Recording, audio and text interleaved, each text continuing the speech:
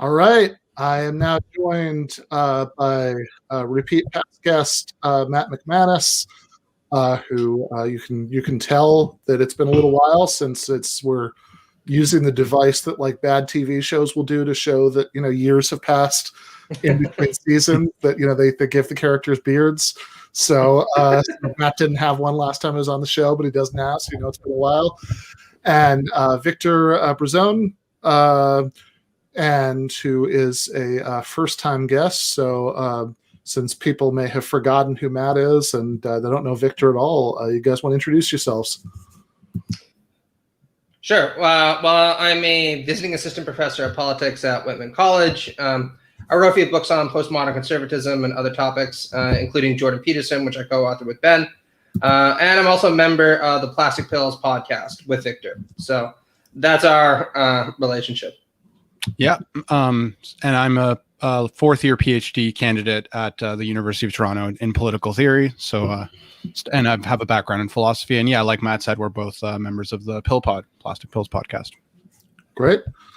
Well, yeah. So I'm excited to watch this. We've been kind of trying to alternate a little bit between more directly political things for the series and more philosophical or theoretical things, and some of them have obviously been a little bit of both, and we did Chomsky, Foucault, other things like that. So this so in this case. We're going to watch tonight Terry Eagleton versus Roger Scruton, which should be fun. I'm looking forward to that. Before we get to this, I'm going to play just a minute of something that's wildly off topic, and then I'll explain why. So let's just do that very quickly.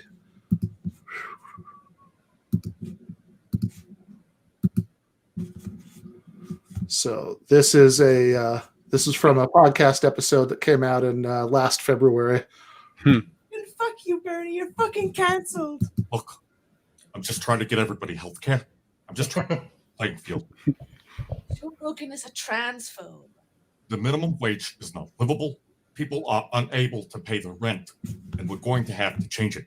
But hanging around with a transphobe means that you're probably transphobic, and you need to check your cis white male privilege, Bernie. What the fuck are you all talking about?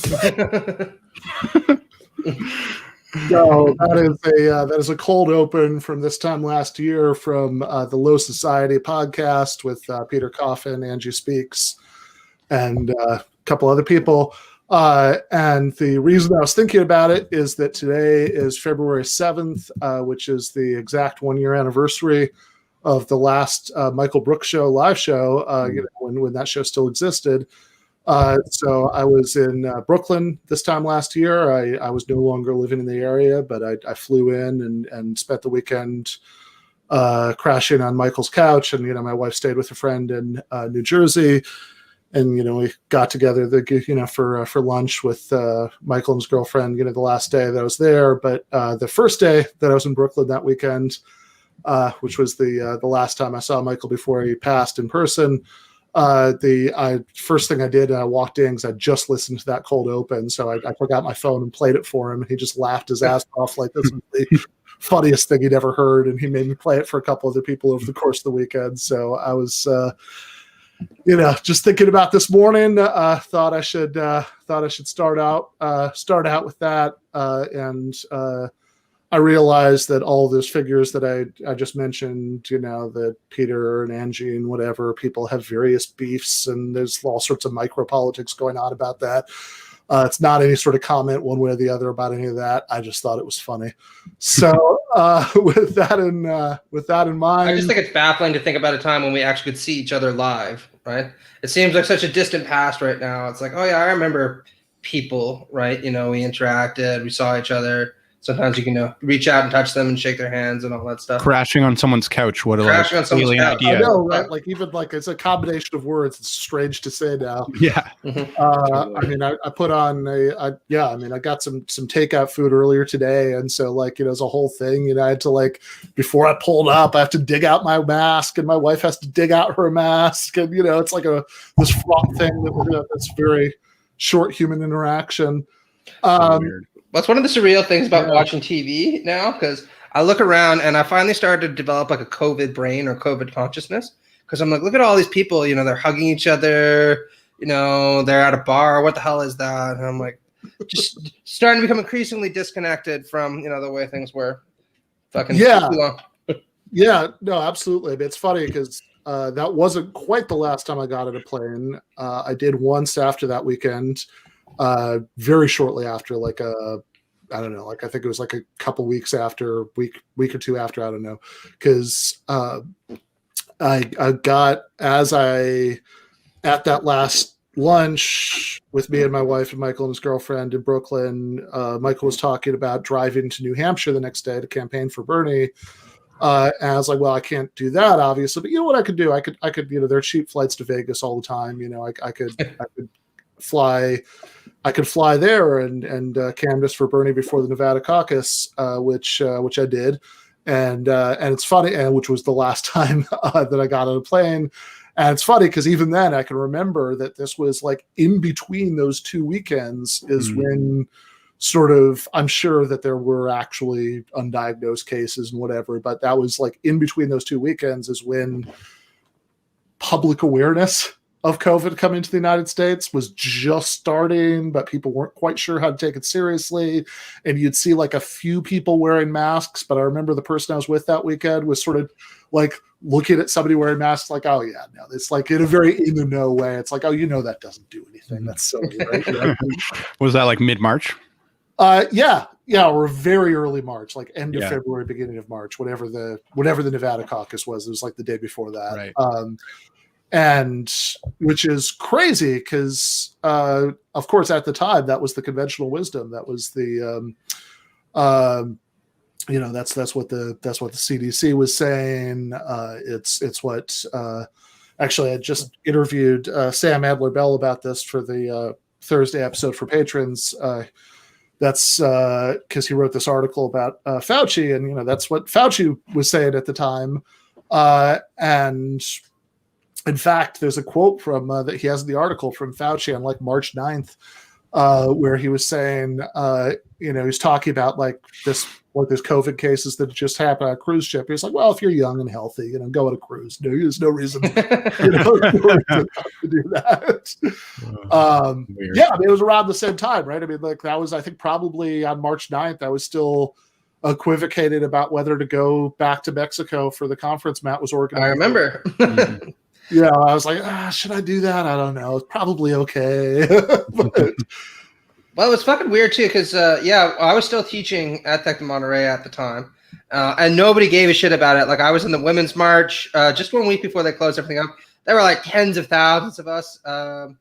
We went to a bar afterwards. We had a restaurant. We were hanging out, and then I went to school, got an email, and they're like, we're a little bit worried about this. And then by Wednesday, it was like, we're really worried. And then Friday, it was like, yeah, we're closing down for a week, which turned out to just be like permanently.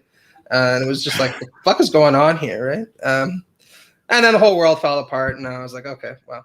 Yeah, right. Like, I think when I finally called you to be like, yeah, I really can't like go to this conference. That doesn't make sense.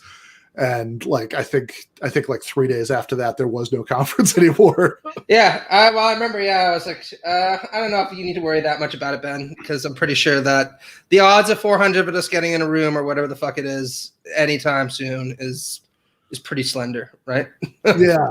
Yeah, no, absolutely. So, but yeah. Anyway, whatever. Obviously, want to get to Eagleton Scruton, but. Just want to take a moment to think about this time last year when, just mixing up, the personal, political, and global things that are all mixed up together in my head whenever I try to think about this. When Michael Brooks was still alive, Bernie Sanders was still winning the presidential election, and we could all go outside and interact with other people. I should say also that Scruton himself passed away a little more than a year ago. It was mid-January and stuff, so this is pretty well timed also. Right. Especially because I should say right from the outset that I obviously disagree with Scruton about pretty much everything that he says, but one of the points that I will give him is if you compare him to the kind of caliber of intellectual that a lot of people on the political right hold up these days, he's leagues apart from them. You know, you can actually read his books. There's real arguments. There's sustained analysis. He was even capable of reading left-wing authors and saying nice things about them, which is kind of shocking if you think about it. Yeah, and even when they were kind of straw men, literally what separates somebody like Scruton, that kind of conservative intellectual from, like the intellectual dark web is that he actually read people he disagreed with like that. Like, which sounds flippant, but remember 2 years ago at the Zizek Peterson debates, Peterson was very open about not having read any Zizek and having barely read any Marx. He'd read he'd read the Communist Manifesto for the first time in 40 years to prepare for the debate, which was maybe took him all afternoon. Reading pretty low bar for the conservatives. But that is the bar, literally. If you want to talk about the separation between them and them and somebody like like those kinds of conservative intellectuals and somebody like Scruton. And honestly, I think the fact that he even was is like in this video debating Eagleton is significant because even though I think that like in that example, Zizek Peterson, I think we talked about this before. We don't need to recite this now, but I think Zizek pursued a strategy that made sense, and I think that Peterson's long series of own goals, certainly, like I think the whole thing turned out just the way I would have wanted, but there is a reason why Zizek is who he was eventually wanted to debate, whereas the previous offer from Richard Wolff, he canceled on Doug Lane earlier, after agreeing to go on the show. That I think other people who, just as a matter of personality or presentation, he thought were, he was willing to debate the guy who seems probably from his perspective kind of colorful and eccentric and not that threatening. But he wasn't willing to talk to the people who would have approached that in a different way. And I think that's a very telling thing. Because in some ways, like some of what they're talking about here is what you would have really hoped for like a better version of a debate with, not Jordan Peterson, but somebody with Jordan Peterson-esque views. No, absolutely. And I mean, one of the things about Scruton, I reviewed his book, Fools, Frauds, and Firebrands not too long ago, is he does offer a lot of strawmen of the left, right, in that book. But he also could sometimes be quite admiring of certain left-wing figures, people like Eric Hobsbawm or Sartre. There's a long section where he talks about, how it is that he thought Sartre's ideas about, the kind of alienated self and modernity were really powerful. His account of love was really interesting. So you could really tell that not only was he willing to engage with these people, but if they had the occasional idea that he thought was sensible, he'd be willing to kind of grudgingly grant them that, right? It's really difficult to see somebody like Peterson being willing to do that under any circumstances, right? Like filter through his comments and try to find him saying something nice about Marx or Derrida or Foucault, and you'll be searching for a very fucking goddamn long time. You know what I mean? I was actually really surprised when I saw the Zizek Peterson debate because I figured that he was just going to open by being like, this guy's a harlequin and a fucking idiot and he doesn't know anything he's talking about. Right. Which is the sort of approach that, obviously I would have found very satisfying. I'm sure we all, would have enjoyed that. If Zizek had done that, but I think he knew what he was doing. Maybe not doing that I think his I think that his his calculation is that a lot of the people who follow Jordan Peterson are just like, they're not hardened reactionaries. They're just confused young guys, and that showing them a more appealing face of the left maybe was the better move in that context, which I think might be right. But that said, I really wish that Peterson, before his life fell apart, would have debated, somebody who would have taken a little bit more of that approach. All right, so what do you guys want to set up before we get started? Like we've kind of done this a little bit with Scruton, but tell us a little bit about who our fighters are here before we get going. Okay, well, Terry Eagleton is a really interesting guy in a lot of ways, and I like him. And he's interesting to me for two reasons. One is he's probably the most capable expositor of ideas in critical theory that I can think of today. If you read his book on materialism, or you read his book Why Marx Was Right, if you were an intelligent high school student, you could pick them up and go through them, right? And that's in sharp contrast to a lot of other things that pass as critical theory, which are usually very interesting, but you'll be hard pressed to get through them unless you have a graduate degree in something, probably several graduate degrees in a variety of subjects, right? The other thing that I think is really interesting about Eagleton is he's by no means a dogmatic leftist. One of my favorite books by him is The Illusions of Postmodernism, which really kind of highlights, as people on the left know, but people on the right seem to be less aware of, how there are pretty significant doctrinal and philosophical differences amongst us. Because this book is essentially making the claim that actually postmodern theory, à la Foucault, has a lot more in common with conservative political theory than it does with authentic leftism, right? With its focus on history, its focus on context, its critique of universals. Now, this is a really controversial claim, and Eagleton took a lot of flack for it, along with other Marxists like David Harvey and Jameson that made similar claims. But I actually think that there's a lot to it, and this is one of the reasons Eagleton gets a lot of praise from me in my book on postmodern conservatism. Yeah, and I would just add, Eagleton, interestingly, I think I've still got his book right here on my shelf. This After Theory, I remember, was one of the first books I ever read. My stepbrother got it for me before I was doing any sort of university work in philosophy. And it was one of the things, because I think, as Matt was saying, he distills ideas in a pretty readable manner. And it was one of the first things that got me attracted and wanted to pull on that thread a little bit more in continental philosophy specifically. So, yeah. Cool. I'd really recommend, if people want a good intro to him, his book just called Materialism. I can't think of a better primer on the subject matter. His book Ideology is also really good. Nice. All right. And Scruton, I think we've said a little bit about. I mean, if either of you guys want to add anything about him before we get going, otherwise we'll just get started. Well, one of the neat things is he had a lot of nasty things to say about Margaret Thatcher in the 1980s. He softened under a little bit, I think, after the Berlin Wall fell, and he at least attributed some of that to her. But it does go to show you that he was a guy of a weird sort of integrity, right? He was willing to take shots at his own side if he felt that it was warranted. And my favorite piece by him was actually an op-ed he published, I think it was in the New York Times, where he just dumped on Trump and said that he was going to be the ruin of the conservative movement. So I'll always have a little residual respect for him in that respect. For that reason. So have you guys watched this debate before? Because I'm coming in fresh on this. Good. It's the best way to watch it. All right, awesome. Let's get some of it watched.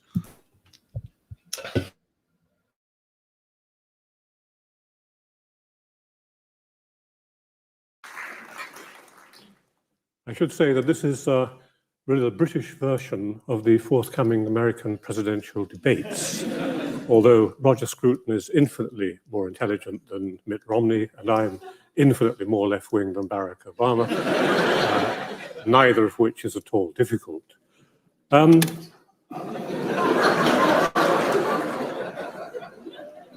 want just to begin by very quickly sketching in 4 momentous developments in culture, as I see it, over about the last 100 years. It won't take as long as that makes it sound, yes, but it will.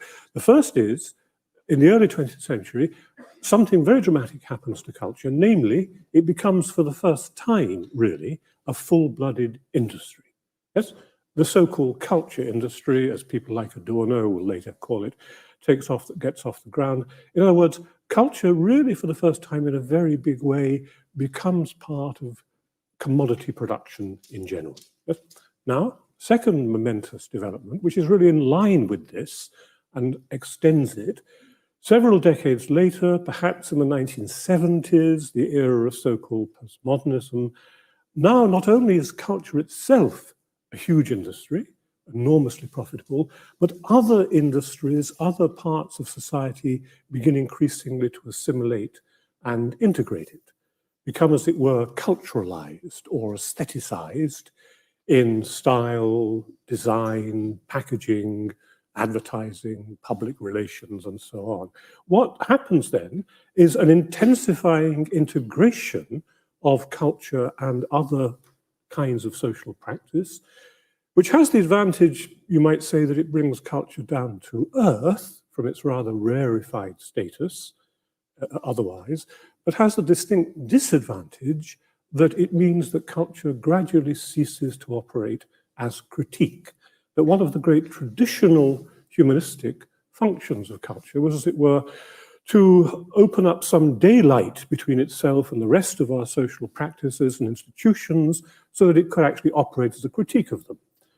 That distance, as it increasingly narrows between culture and society, if you like, means that critique is increasingly muted and blunted. And that happens just in our own period at the same time as another dramatic event, a historic event, which is that the universities finally more or less cease to be centers of humane critique and capitulate almost without a struggle to the priorities of late capitalism. Those two things, the integration of culture, the culture ceasing to be a critique, and the universities increasingly capitulating these powers, I think can be seen together. I was about a year ago being shown around what I was told was the biggest, not great, university in South Asia by the president, who was proudly pointing out his business school and managerial courses and so on. And I said, there doesn't seem to be anything critical here. And he looked at me as though I'd said, where are the PhDs on pole dancing? And he said, your comment will be noted rather stiffly.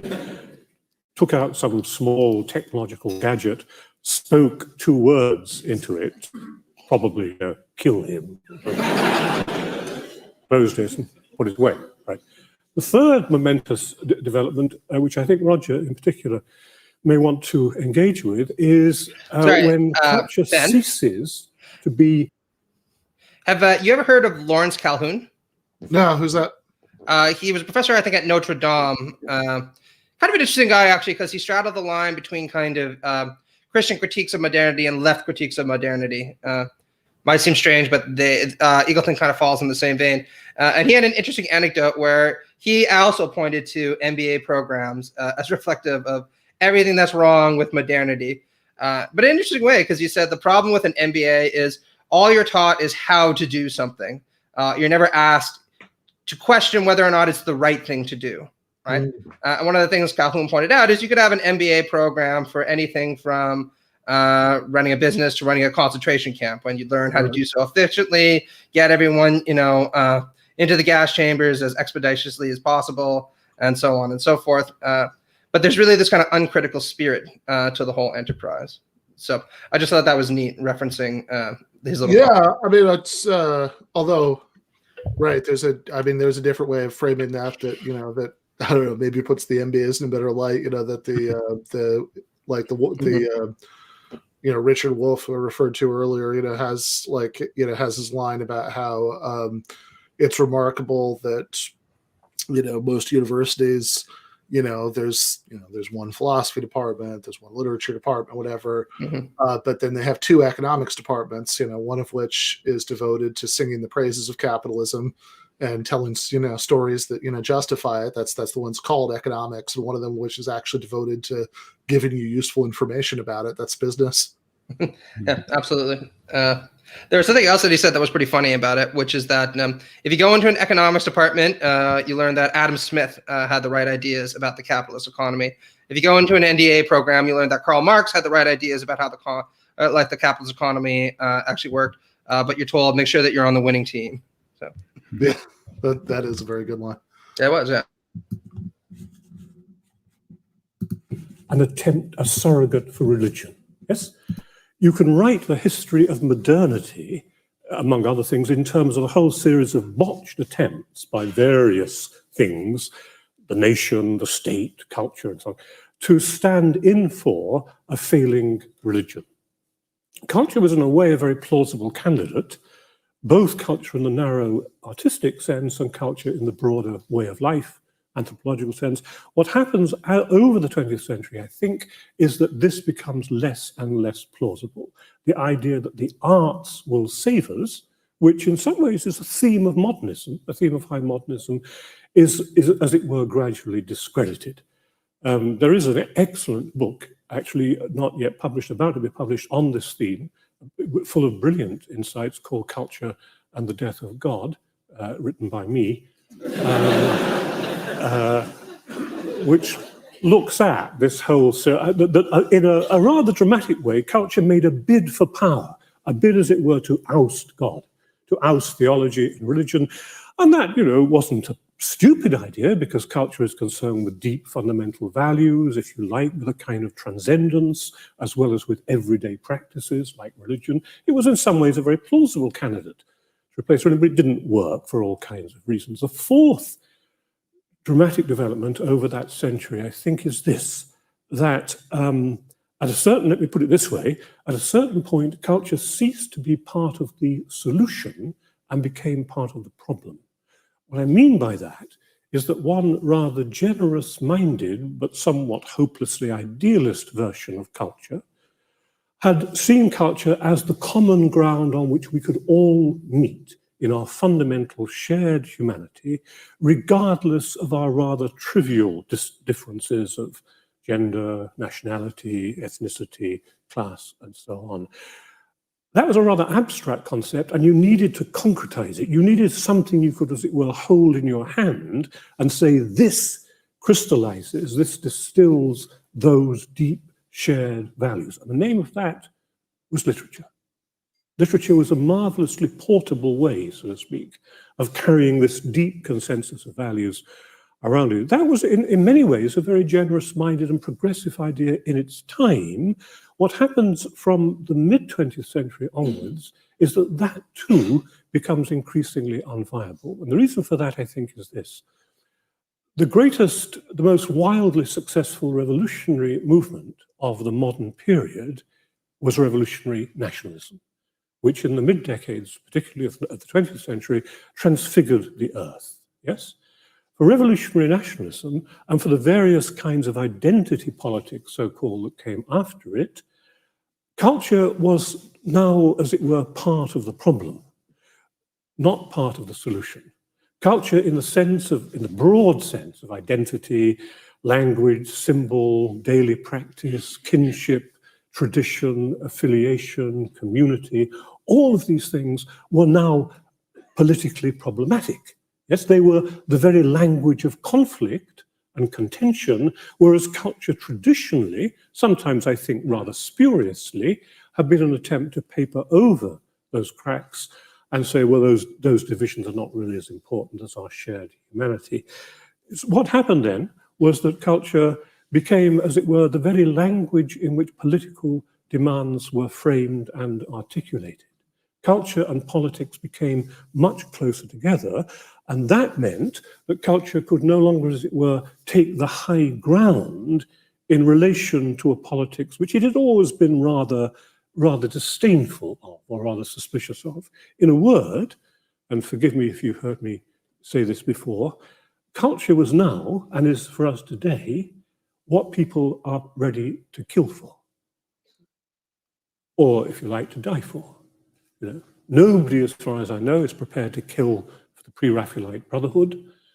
Maybe a few seriously weird people hanging around in caves somewhere, but they are most certainly prepared to kill for questions of religion, identity, community, ethnicity, lineage, and so on. Yes, that now, I think, is what has happened in the long trek from the beginning of the 20th century to the present. Culture is what people are prepared to kill for. And on that suitably somber note, I will hand you over to Roger Scruton, who probably depressed you even more.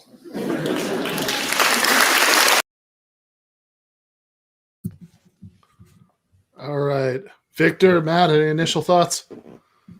I'll let Victor go ahead first. I mean, it's I think well summarized story about like a culture, but I think he's touching on the ambiguity of that abstract concept. Like, I'm not even sure if he's provided a definition of culture yet. I think people take it up differently. So, there's a sense in which people, like, nowadays, Trump and QAnon people, they would say what they're fighting for a certain kind of culture. And then like there's other broader definitions of culture as just things that bring people together. So I guess I'm waiting to see, a more precise definition of what we're talking about. And I do think conservatives have a tendency to sort of reify that concept and make it do the work that they want it to do. And I'll be interested to see how Scruton uses it and invokes it in this debate. Yeah, I mean, this is something I often find really frustrating about conservatives, that they will, like, there's a version of it at least that's about kind of putting the word culture in the place where an explanation of something should be.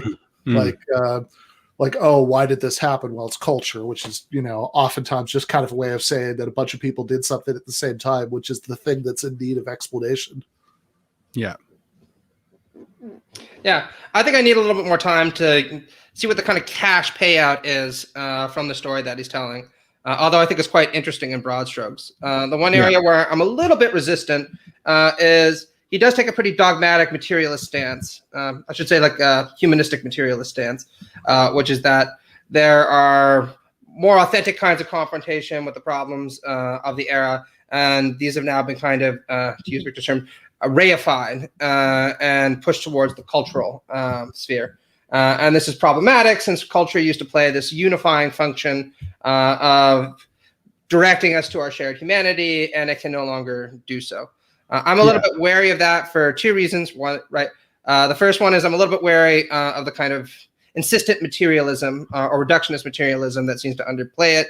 And I'm also a little bit resistant of the idea that culture should play this unifying humanistic role. I sometimes like it to do so, but I also think that there's a useful dialectical purpose in the products of culture, pointing out the sharpening contradictions that exist in our society. I mean, how much of this is based on kind of equivocating about what we mean by culture? Like, because I guess this gets back to Victor's point, but like, it seemed like when he was talking about how culture is supposed to play this role of bringing us together in the basis of shared humanity, culture means like literature, stuff like that. Yeah, anything. Yeah. And then later on, when he's talking about culture, to flatten what he said a little bit, driving us apart, he's talking about like nationalism and religion and things like that.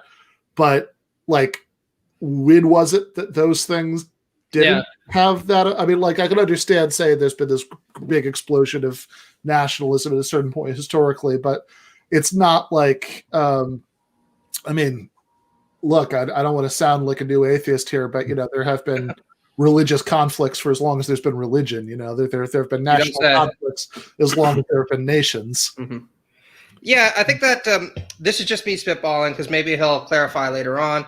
But if I read like the Illusions of Postmodernity book or the Materialism book, there's always a bit of a nostalgia in Eagleton for the good 1960s and 70s when leftist struggle was about material issues and focused on humanistic concerns. And the kind of problem with a lot of this new left POMO stuff is precisely that it becomes too fixated on culture, which is elitist, focused on antagonisms and identity, and it can't really unite anyone on a shared project. And I mean, Ben and I, we've discussed this before, right? I think there's definitely something to that accusation, but I also think it's possible to become a little too nostalgic for the past, right? Which on the one hand leads you to ignore the fact that, like you said, there have always been cultural conflicts, and there's always been people willing to die for cultural issues, right? And also like the more conventional left critique, I think is still sound, which is that the good old days weren't so good if you happen to belong to an identity group whose concerns weren't really being heard, whether you talk about women or racialized minorities or whatever, right? So I don't know. We'll see what he says. Well, and I would just quickly add too that I think it'll be interesting to see if Scruton ends up defining culture, because I think often the conservative definition of culture, right, will have like there's a broader definition, which it seemed like Eagleton was touching on at the beginning, which like you Ben said, like could mean like almost anything. But then I think the conservative usually wants this thicker culture, which I think could be thought of as something that is going to like police our behavior, like something that's going to make us feel like together, but also like motivate us to die for something, because it's something that's supposed to kind of I guess condition our behavior, or like kind of like a strict father culture or something like that. And I'll be interested to see if Scruton kind of goes in that direction or not. Yeah, I will say, like, I've read a lot of Scruton's books, and I do know why Eagleton's probably choosing this target, because Scruton's very much in the vein of, the nice thing about culture is it provides a sense of national unity. Culture emerges from traditions that are shared in particularity, which is why we should reject all this wishy-washy leftist humanism, which suggests that we have a universal humanity and all that. I just think it's possible to go too far in the other direction, right? Eagleton sometimes does. So we'll see. Shout out, by the way, to a friend of the channel, Dave Rubin, who discovered that. That was so good. He isn't defending real liberalism from the left. That actually liberal universalism and belief in reason and all that stuff is the problem. And I don't know if it's like faith and family or what it is that's filling the hole there. But it's a both hilariously strange and sort of entirely predictable development. Mm-hmm. Yeah, I mean, people have pointed out it's almost a cliche now, right? Where you start off as like, I'm a leftist, then you go to I'm a leftist but, and then you go to I'm a classical liberal. And then gradually you move along the line to being like, well, the problem is classical liberalism also contributed to wokeism. So we're going to start quoting St. Augustine and Alistair McIntyre or something. That is like a perfect example, because I think that is sort of like the realization it gets to the culture question, right? It's like Dave Rubin's realizing that, like, maybe some of the things that he's been liking on the conservative side is like something stronger, something thicker than, and he's kind of realizing, like, and that's sort of the conservative move, that something like liberalism is only providing what I would call like a thin culture for them. So yeah. Also, I do think it's funny that Rubin thinks that his show was based around facts and logic. It's only now that he's realizing he has to abandon his emphasis on this by moving on to something else. Because I'm like, wow, if the Rubin Report was defined by facts and logic, then they don't really exist. So yeah, right. Well, I guess now the maybe it just makes him feel better about not debating Sam Cedar. But let's move on.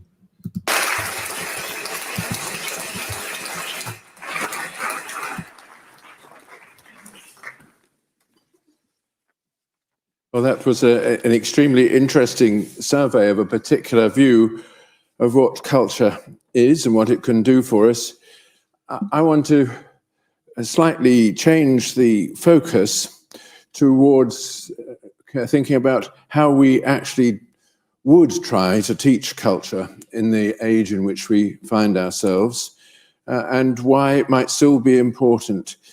Terry has said some very important things, in fact, about the history of the culture industry in the last century.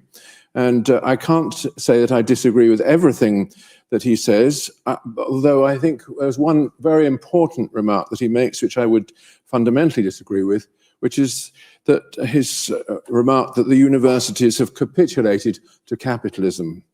As a unique defender of capitalism in my university, for which I was never rewarded, I can only say that that's the opposite of the truth. Where I taught in London University, everybody in the humanities departments and social sciences had capitulated to socialism. Many of them under the influence of Terry Eagleton.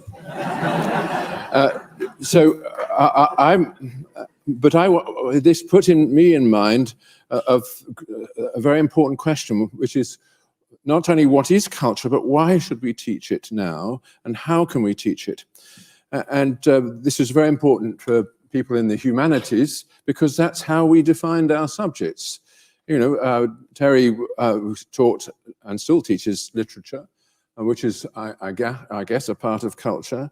I teach philosophy, in particular those aspects of philosophy that border on the arts, And there is no point in teaching them if I don't think that there is something to be learned here. And what I think of there is to be learned is precisely that, culture. But what is it? I think there are two contrasting views, one which I defend and one which I think Terry has defended in his writings over the years. I would say that culture, as we teach it in universities, is or aspires to be a form of wisdom that is to be imparted to people. That's to say, something which contains elements of knowledge which they wouldn't otherwise acquire, and which is imparted in its own particular way, not as the sciences are, but in another way. And it's that other way which is difficult to define. But there are those who teach in universities, in humanities departments, who see culture as something quite different. They see it as part of the ideology of the ruling class or the ideology of a particular social order. And the purpose of teaching it is not to impart it, but on the contrary, to undermine it or to expose the powers that secretly advance behind it. And I think that's that second approach is what started what I think of as the culture wars. Wars between those people who regarded their role as teachers of culture as one of imparting a form of wisdom, a form of knowledge that would be not only useful to the student, but part of the continuity of the social order to which the student belongs. And those who see their primary duty as one of debunking, deconstructing, or showing the structures of domination, to use the Foucauldian idiom, that lie behind our ways of thinking, our ways of speaking, and our ways of enjoying the art and music and so on of our civilization.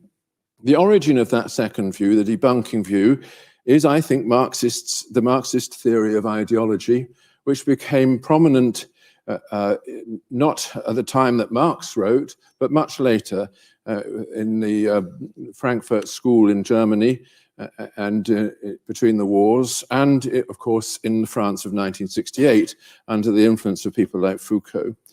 And I see Terry Eagleton's approach in his earlier writings, at least, as part of that, I have to say, a particularly intelligent manifestation of it.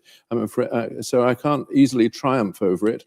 But nevertheless, I do think that it's very important to reaffirm another vision of culture as something not only worth imparting, but also as containing knowledge.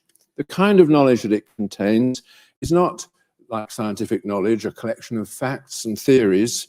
And when people start thinking of culture in terms of theory, it's largely because they're taking the Marxist approach of debunking it through finding the explanation of it.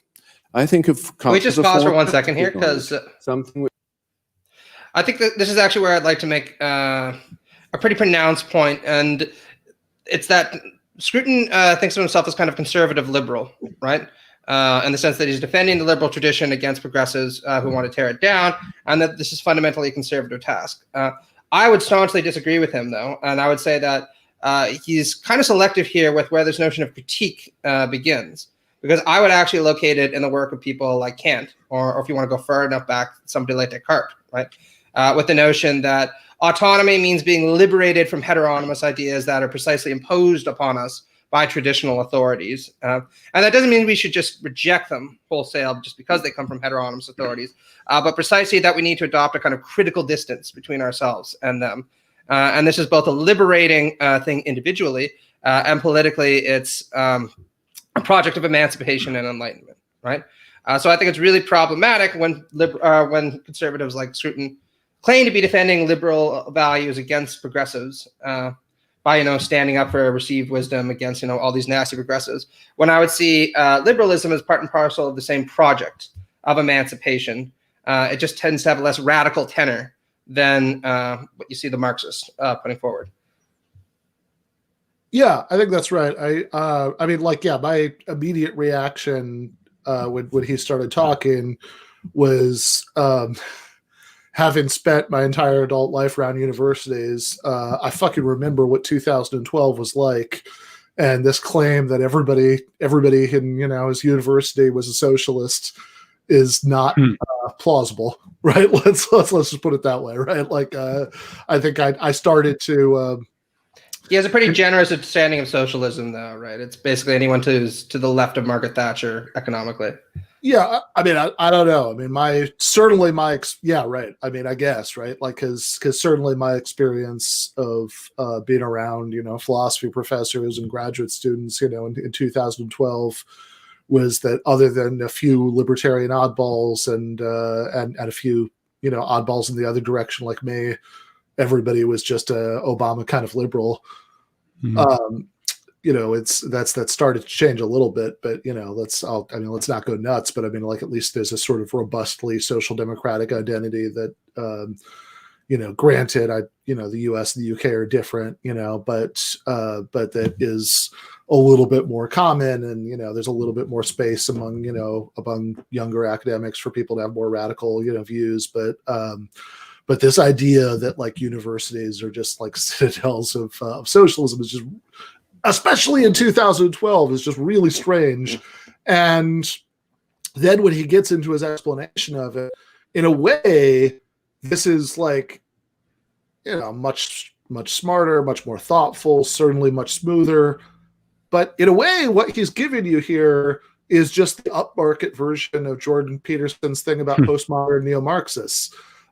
Because he's claiming that, well, okay, when he said, they're all socialists, well, hold on, what are we talking about here? What does that mean, right? Like because certainly, like just in a really concrete sense, that like maybe so concrete it feels like just being like literalistic and tone deaf and missing the point. But in 2012. This is well before Jeremy Corbyn and the sort of like real left social democrats took over the Labour Party in the UK, right? So is he saying that everybody in his university, or I liked that he at least clarified, because first he said everybody in the university, and it's like, wow, so like the economics department, the business department, what are we talking about? Everybody who's university has these views. It's like, okay, so everybody's university, or at least later he said everybody humanities departments is like vastly to the left of the British Labour Party. Is that the claim? I'm trying to remember, the progression here, but I mean, like, that just seems totally wrong. But then he explains what he means, and what he's really saying is, see, all these people in the humanities, they think that their job is to critique culture rather than to be like guardians of it and pass it on. And that's clearly a Marxist thing, because of this connection between Marxists thinking that like the ruling ideas of a society are going to be the ideas of ruling class. But then that's kind of ridiculous for the same reason the Jordan Peterson stuff about postmodern neo-Marxism is ridiculous, because it's like you're defining like the bar for what you're calling Marxists or be neo-Marxists or whatever is so bizarrely low. And yeah, that's where I'd agree with Matt and say, well, hold on, why not just like go back to like Kant, that What is Enlightenment essay, when he's talking about not letting priests and whatever do your thinking for you, and all that stuff. You could just as easily trace the idea that the role of scholars is to critique governing ideas rather than just to pass them on to Kant as you can to Marx. I mean, like, is everybody who's not just sort of seeing them as an uncritical custodian of some existing intellectual heritage, a Marxist? Like, that's a really weird way just to use language. Oh, absolutely. And I have to say, this is where I always push back really fiercely against these kind of conservative connotations of what critique and critical theory is all about. Because critique and critical theory doesn't mean rejection, right? You could be a critical theorist and a dogmatic Christian. You could be a critical theorist and a nationalist. There's all kinds of ways where you can take some distance between what you're thinking about and nonetheless still endorse it for reflective reasons, right? But in the history of conservative thought, there's always been this tendency to associate critique and this critical distance people take with a threat, precisely because once you take this distance between towards perceived ideas, it's possible to change them or to reject them or to think that they don't reflect who you are. And going back to people like Burke, but especially to Maestra, there's always been this inclination to say, well, yeah, this is why we'd be better off if people didn't engage in critique or critical projects generally. They just kind of accepted what they received. And maybe a few priests who kind of are, or scions or elite aristocrats who are capable of taking a little bit of distance, but still kind of accepting the way things are because they're invested in the system. They're the ones who should be engaged in intellectual activity, and they alone, right? And I just think that's fundamentally a very misguided, very elitist project, and progressives should have no truck with it. And can I also add that it's interesting. I mean, maybe he hasn't finished yet, but so far it seems like his definition of culture, right, is like this kind of knowledge. He's like, it's a kind of knowledge, and I feel like, I mean, we'll see where he goes, but so far it seems like he's almost setting it up as like this critique. It's trying to critique a kind of knowledge, right? So he's almost like setting it up almost rhetorically to be like that what like the universities are doing is just trying to undermine this special kind of knowledge that he's calling culture. But we'll see where he goes. I should also say it's pretty questionable how you can know that certain kinds of knowledge that you inherit are actually knowledge or are actually worth anything unless you can take some critical distance from them and offer reasons that go beyond just, well, this is the way we've done things for a long time. Which like you said earlier, like this would take us right back to Descartes as the actual source of the problem, because what you described, I mean, like this is not some sort of radical Marxist thing. This is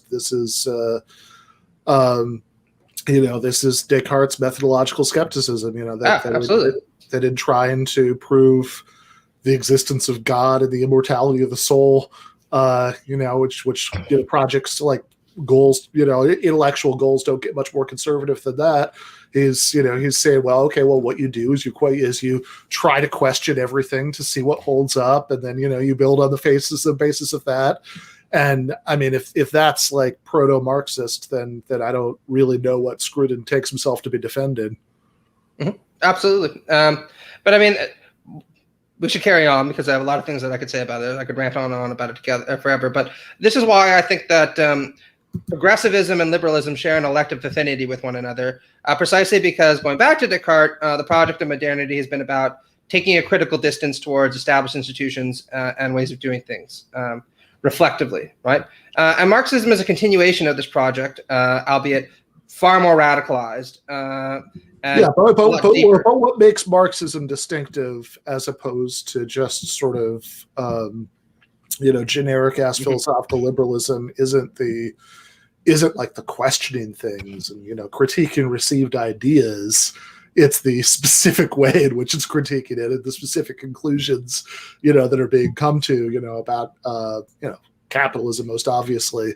Like so again, this is just a really like I understand why. I mean, this is certainly if you read like Corey Robin, The Reactionary Mind, this is a rhetorical strategy that goes way back to the beginning of conservatism. But like this conflating whatever you're pushing back against, usually some kind of liberal reformism with radical revolution, this is kind of like in a pretty deep sense, this is just what they do.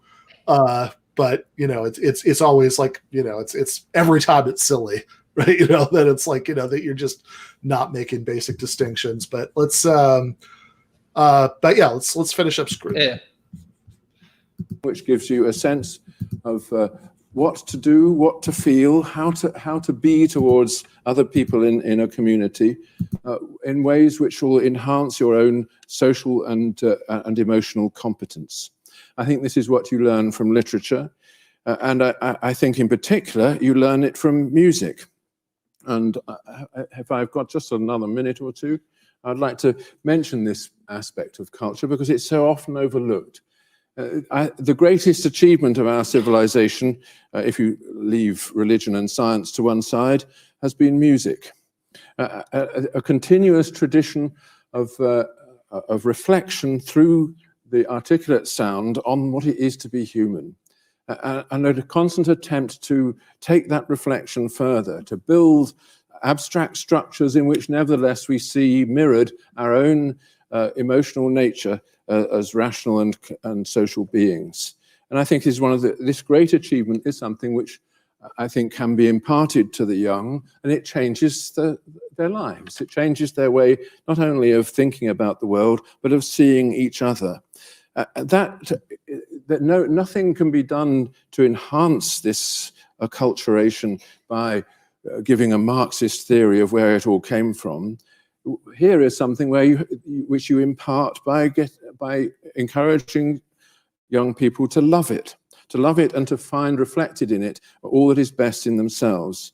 And that, I think, is what a real cultural education should be, imparting that kind of self-knowing and reflective conception of why one is the sort of thing one is and how to find it mirrored in the world around you. That's it.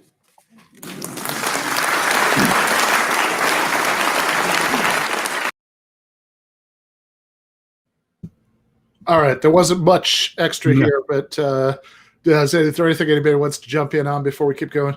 Well, I will say that it seems like right when we started up again, he did get a bit more specific about the kind of knowledge, right, that he was saying culture provides you. And I did quickly take some notes because it struck me, right? It's like, you know, how to behave and a perspective on how to be human, right? And then also, but then it was interesting how he says a self-knowing reflective perception, which to me, I'm like, well, how can you do that without being critical? Like, how are you going to have self-knowledge without being critical? And it often does seem like the conservative objection to some of these things is that it's undermining these this kind of knowledge that they want, which tells us how to be a human and how to behave in a certain sense, you know, maybe not being the most generous about what he's saying, but that's what it seems like anyway. Yeah, I think Scruton would probably respond by that to that by saying, at least in his interpretation, he's not saying that taking some critical distance is the big problem. Although I think ultimately he's beholden to that view for reasons we can get into. I think it's more the attitude individuals take towards received wisdom, which is almost always pessimistic, damning, doesn't appreciate the contribution it's made to our society at this point. And to be fair to him, you can encounter people who are like that in academia and elsewhere, right? Just everything is terrible. We need to smash it all. You know, you shouldn't read Tolstoy because he was a Russian aristocrat and all that stuff. But I think it really overstates the case. And I won't say too much more about this because I'm sure he'll be chiming in on other points where I'll make this kind of argument. But I think it's really difficult to actually advance the argument that we should be self-critical and reflective towards our inheritances without buying into the project of modernity and its kind of liberal and progressive connotations. Well, I do like that other than science and religion, the greatest accomplishment of the human race is Led Zeppelin. I'm pretty sure that's what he's saying there. So... Well, he'd be wrong. It's actually the Beatles, followed by the Rolling Stones and a few others. So. I've debunked this in person in the past, but let's keep going. The rankings, not the sentiment. Thank you both very much for that. Terry, would you like to come back to Roger on some of his points? Could I sit somewhere where I could see him? Of course, should we swap? Right. Yeah, thank you. Yes, actually, some of that I surprisingly agree with. I mean, I think there was a period, particularly perhaps the 1970s and 1980s, when the left was too negative, deconstructive in the bad, in the negative sense, and not sufficiently affirmative about culture. But you see, I think that there's also a very important leftist tradition of that affirmation. You mentioned the Frankfurt School there, Roger, but as it were in connection purely with dismantling and structures of domination. The Frankfurt School, of course, also has I just want to interject here very quickly because it's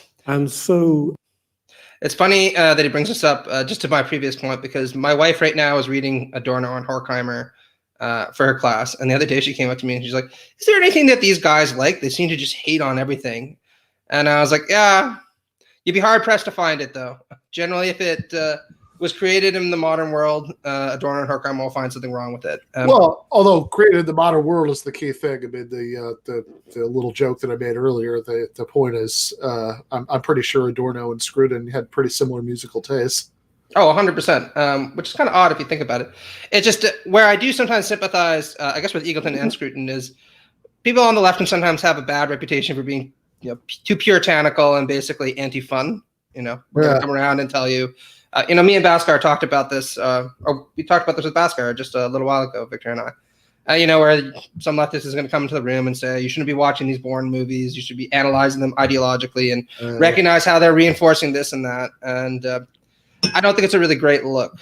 No. So I kind of empathize with both Eagleton and Scruton are saying here, which is that sometimes it's okay to just kind of tone it down a bit, Yeah. Although Scruton would, I mean, again, it's kind of funny because it's like, okay, in a certain way, he wants to tone it down, but like, he also does, like I don't know, the the stereotypical like really annoying leftist would be telling you not to enjoy that movie because you should you should be understanding that it reinforces and is based on this and that bad thing. And I believe Roger Scruton would tell you that you shouldn't enjoy it because it's not great art. Absolutely. Yeah, and actually, it's also funny, the role of the Frankfurt School in some of these like denunciations of academic, Marxism or semi-Marxism or whatever is a little weird. Like if you read like Stuart Jeffrey's book about the Frankfurt School, Grand Hotel Abyss, like something that comes out really clearly here is that not Marcuse obviously, but like a lot of these guys like this was really, I mean, it's based intellectually, in a version of Marxism, but it's really a retreat from any sort of engagement in radical politics. So it's kind of like sort of, I don't know, the way that people who sort of like, and I'm not saying Scruton is anything like the worst version of this, but like you're getting this a little bit here, and the way you get it in a lot of people in the sort of like Quillette crowd who sort of like kind of know in a vague sense what the Frankfurt School is, and they sort of know that like Gramsci line about the long march through the institutions, and that they sort of like piece these bits and pieces together into this idea about this like Marxist conspiracy to bring about communism by, I don't know, being in universities and critiquing culture or something. Like I think really I think it really misses a lot of what was actually going on there. Yeah, I agree. And I mean, there's all kinds of stuff that you can say about Adorno and Horkheimer. I'm a big fan of both. So I generally tend to be a proponent. But I do think that there is, as you put it, a kind of regression to a pre-Marxist sentiment in the sense that when you strip away this kind of optimistic teleology from Marx's dialectic, it's really hard to not get the sense that capitalism is a totalizing system into which we're all interpolated.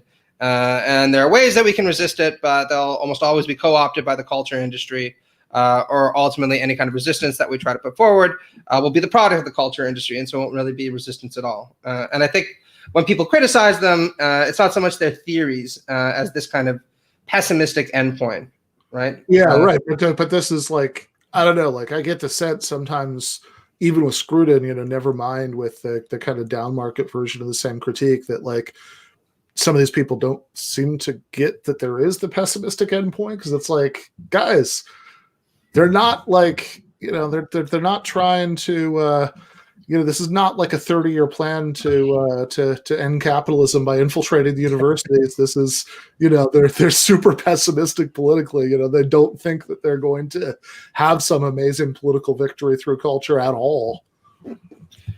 No, absolutely. I sometimes wish there was a mass left-wing conspiracy to take over the globe, because then I might actually be more optimistic about the future, right? But, yeah.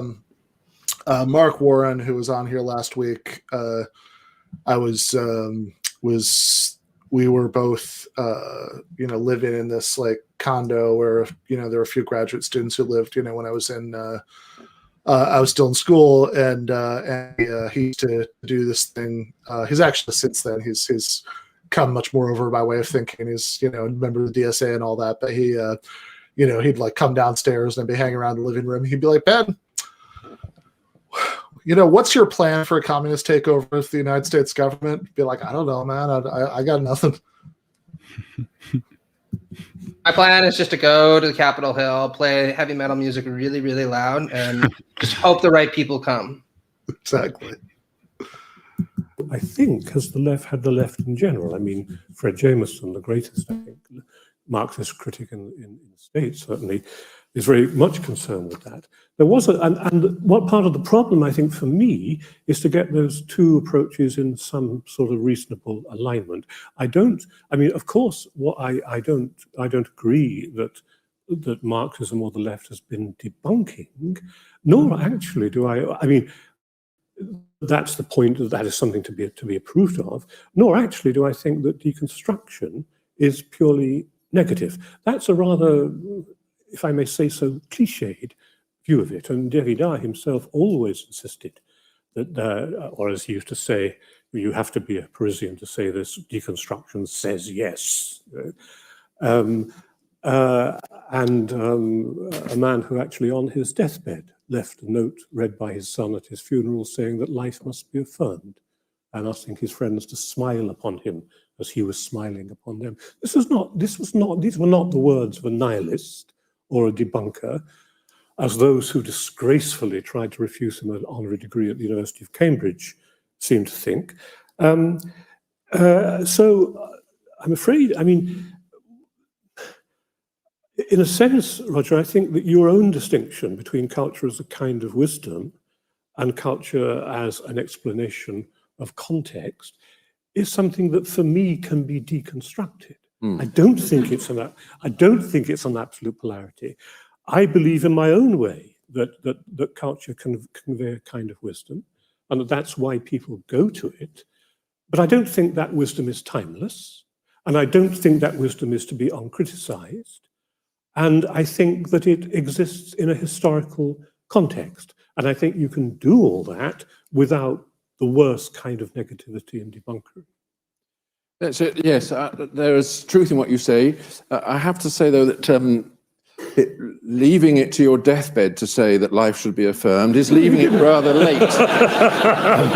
He could have taken a bit of action earlier.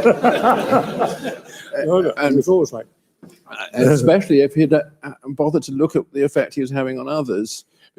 I think that my own sense of this, you're absolutely right that you know, one can get into a whole world of cliches talking about deconstruction and what it meant. But I still think one must hold on to this distinction between culture as a form of knowledge and the theory of culture as a kind of scientific way of distancing oneself from that knowledge. And I think this relates to something you yourself said when you, I think quite rightly said, at a certain stage, culture had been thought of as a religion surrogate, and then gradually it failed to fulfill that role, and people therefore it lost some of its credibility, some of it the reason why we would be teaching it. I think there is truth in that. But nevertheless, that culture, at least in the forms in which we're talking about it, has this in common with religion, that it is offering membership in some way. I think this is a very important feature of it.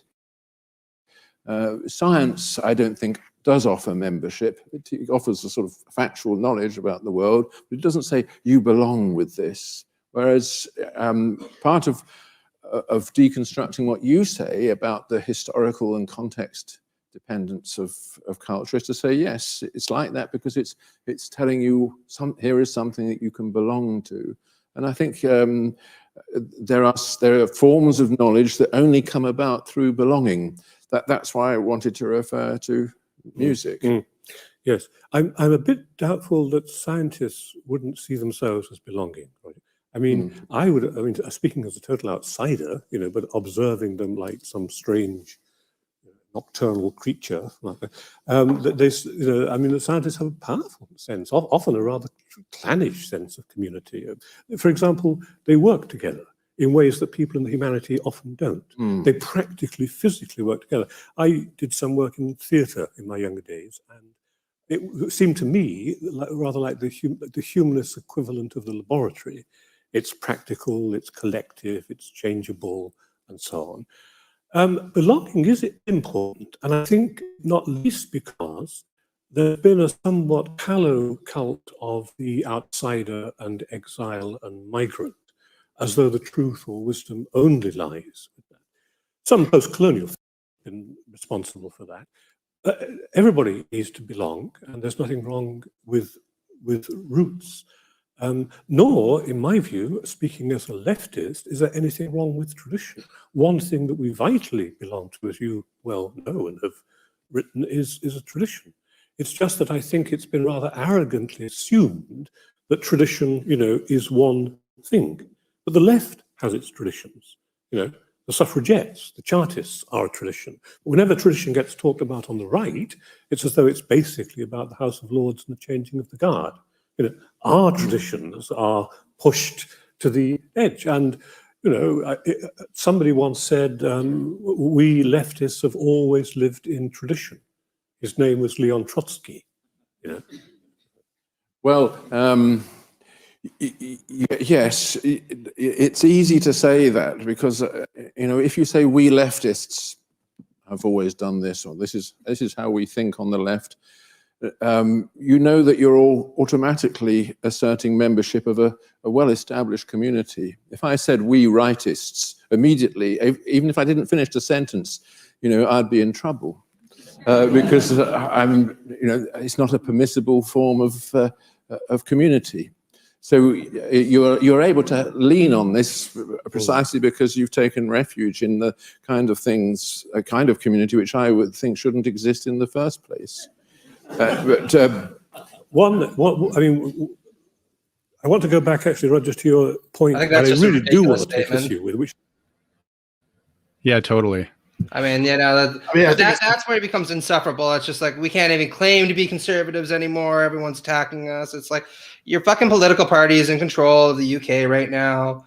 Stop fucking whining. Well, he didn't even address the point. He was just like, you're allowed to say we leftists. Like he diverted from the point that Eagleton was making and was just like, I'm not allowed to say we rightist, and went like deferred right to almost like grievance arguments. Yeah. Yeah, right. Like, because Eagleton, I think, was actually making a really important point there. Exactly. Which is like the, mentioned Corey Robin earlier, the same one he makes the reactionary mind that you can't really define, the left and the right, by reference to like attitudes towards chronology, like what you think about, what existed in the past or whatever. Because there are obviously contexts in which, even going back to where the phrases left and right come from, in the French Revolution, that the French revolutionaries were obsessed with the Roman Republic, as their antecedent, it's not, right. What is it like? Certainly, if you were a leftist in the UK in the 1980s, when Thatcher was trying to destroy everything that had been built up from Clement Attlee onward, right? You were all about conserving, what already existed.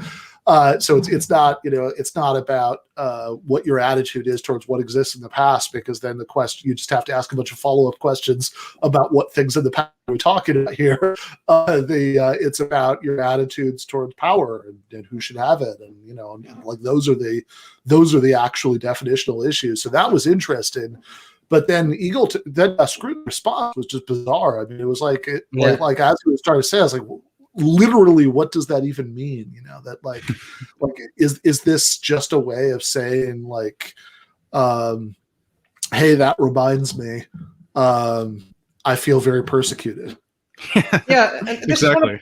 This is one of the problems I have with these appeals to tradition, and I agree with both of you said, right? It's that nobody, if you ask them, is actually anti-tradition, right? You're never going to find a progressive who's just like, we should liquidate the past just because liquidating the past would be fun. And start fresh year one, because there's always a reason for it, right? And the reason is that one person's long, venerable, aristocratic tradition is another person's hegemony, as Shapiro would say, right? And I think what we on the left are concerned about isn't the corrosion of tradition for its own sake. It's the breakdown of aristocratic and elitist power hierarchies that people defend by appealing to the status quo and by appealing to convention. And I always like to say that in some ways, rather like Chomsky, I see myself as a very conservative person. I like local communities. I want more people feeling embedded in the environments in which they exist. I just think this should be carried out democratically, right? Which is very different than what you see in the conservative tradition, which has always been wary of democracy precisely because it poses a threat to existent power structures. And they try to defend it by extremely vague, as Eagleton pointed out, appeals to, well, this is the way things are done. This is tradition. It represents some kind of accumulated wisdom. Who are you to question it? All that kind of malarkey. Yeah. Right. Like, I guess I would say that I want people to be exactly as embedded in local communities as they want to be, right? Which is, like I think, like to be a little bit flippant about it, right? Like, so there's that classic John Stuart Mill line, kind of expression of classical liberalism about experiments in living, and I want to like, I sort of think of socialism as adequately funded experiments in living, that like, it's like all very well to tell people that they can do experiments if they can afford their own, Hadron, collider or whatever. I think I'm mixing up a couple different things there, but let it pass. That they can buy their own super collider, but they can have an experiment if they want to, right? Like it's about letting people have the economic independence with which to live, live how you want to live. If you want to be, in a city and somewhat anonymous and, blah, blah, blah, that's great. If you want to have a, hyper traditional family structure, as long as it's all consensual, go nuts. If you want to live on a lesbian commune, Wiccan commune, and, do like trip acid every day, do that. Sounds fun. I'd certainly go on vacation there for a little while, but yeah, I think that's the good point, right? That nobody's going to sit there and say that there's a problem with community and having traditions in that community, right? Where I think progressives differ from conservatives is conservatives, particularly social conservatives, like Scruton will say that it's so important to maintain community as is that we can use the coercive apparatus of the state to impose a common or shared vision of the good life, even upon those who had rejected, hence the hegemony, right? In this case, not even hegemony, since it's overtly coerced, right? Whereas leftists say, just like you did, you should have kinds of communities, you should experiment, enter into different environments where there'll be strong commitment to values, but it should always be consensual. And you should have the opportunity to opt out of those if you no longer want to buy into them. Yeah, and just to put a little bow on it, I think oftentimes the conservatives who like are really do this thing where they're like giving conservative, like the crunchy con thing, they're giving conservative critiques of the effects of capitalism. This is what you and I talked about in that Jacobin piece we did, Why Jordan Peterson is Always Wrong. There's always this like huge glaring contradiction, at the heart of it, which is that which is that people like this usually, some of the more consistent ones, maybe not, but usually are big fans of capitalism, or certainly even if they deplore it in a certain way, they certainly don't want to change it in the direction of socialized anything, but then they really rue the breakdown of family structures and and religious bonds and and all of these things. It's like, well guys, you can't have, you got to pick, right? You can have an unregulated free market, or you can have everybody like dying 2 miles from where they were born and going to the same neighborhood church as their parents and all that stuff.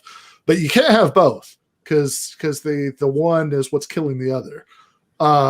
And on the left, we're not going to offer you like forcibly reimposing, Kinder Kichikuka, but we will at least offer you some relief from the economic pressures that make it hard for people to maintain relationships and stay in one place and all of that stuff. Yeah, and I'd also say state coercion, right? One example that I always point to, and then I know Victor wants to say something, is the Zapatista movement in Mexico, right? The Zapatista movement in Mexico was deeply inspired by Marxist humanism and the kind of universal critique of capitalism that he raised. But they mobilized it on behalf of a local community, in this case, an indigenous community that had been highly marginalized by the Mexican state, right? And they set up hospitals, schools, were a very feminist movement. I think that when we talk about traditionalism on the left, this is the kind of thing that we should be looking at as an exemplar, right? Mobilizing respect for universal values associated with the critique of capitalism, and doing so in order to give people more democratic space to engage in the experiments of living that Ben was talking about, which will encourage in many cases is actually defending their cultures from the imposition of neoliberal governance, as in the case of the Zapatistas. And I know, Victor, we've talked about this in Chile also, right? Yeah, well, actually, it's funny you said the Zapatista. I've done some research into that, and not to go, I don't want to get super sidetracked here, but I do think we have to be careful not to romanticize some of those movements, because I think there are issues if you look into them, and that's a real temptation and a real flaw I see with the left, is like romanticizing those kinds of examples. It's something that frustrates me quite a lot. But that wasn't originally the point I wanted to make. Which point I wanted to make when Ben was talking sort of about the different experiments in living. And I think it's worth just mentioning that, like, at the core, I think, of the conservative anxiety, it's not necessarily that they want to preserve, or the reason I think they want to preserve some of these core like traditions, right, is because there's an anxiety in the conservative mind, I think, about standards, right, about like falling standards. It's like they want something to be able to measure other things against. And I feel like that's probably one of the things that motivates Scruton. And it's just worth bringing that to the forefront, as opposed to just preserving, eternal things. There is, which I think is also an intuitive, to some extent, it's an intuitive anxiety, because I think even on the left, we have our own experiences of standards of better, worse. And it's like, it's understandable to frame it that way, that there's like an anxiety about wanting to keep some standards of better, worse and such. Well, that's just like your opinion, man. Fair enough. To the point about universities, I think that's perhaps the most important issue facing us this evening, or generally. Now, it's true that a lot of people in universities have been valiantly resisting the kinds of directions they've been taken. If that's what you mean by saying you find a lot of hairy lefties in universities, then yes, and in my view, quite a good thing. But what they are but you also, Roger, speak as though you haven't seen the inside of universities since the 1970s. Really? No, exactly. I know you haven't. And therefore haven't experienced what any, not only junior, but even senior academic, just the whole soul-destroying managerialization of universities. Yes, I totally accept that. Yes. But I mean, being managerialized by socialists is even worse than being managerialized by capitalists. But it's the left that stood up for the universities as a humane critique of social priorities. It's the left that has tried to keep those traditions alive, as against the cynicism of neo-capitalism. Let's assume that there's some truth in what you say. I have to say, I do have a conception that universities have legitimate things that they should be doing. One of it, which is imparting culture, and there are other things which they do now more and more, which they shouldn't be doing, like teaching people business studies and other technological forms of education. And that is entirely true. It's entirely true. That comes about because of the influence of the surrounding economic order. I don't doubt that. But the question is still, what is taught in those areas where only a university can do it, like the imparting of high culture. Yeah. There is where that's what I was really referring to. Yeah. That is where I have felt that my vision has been radically marginalized and the subject matter confiscated. And I think it's important to say this, and also to emphasize that your reference to tradition is absolutely right. But tradition isn't just about changing the guard and Scottish country dancing and the sort of things that Hobsbawm mocks. It's about things like the unbroken development of the common law down 1,000 years, or the rise of the Western orchestra, the history of tonality from plain song to Wagner, etc. These are huge things which have shaped us as the things that we are. We're in danger of agreeing to actually. I know. You didn't come along to see some, This is what always happens when I talk. People say to me, "I'm in danger of agreeing with you."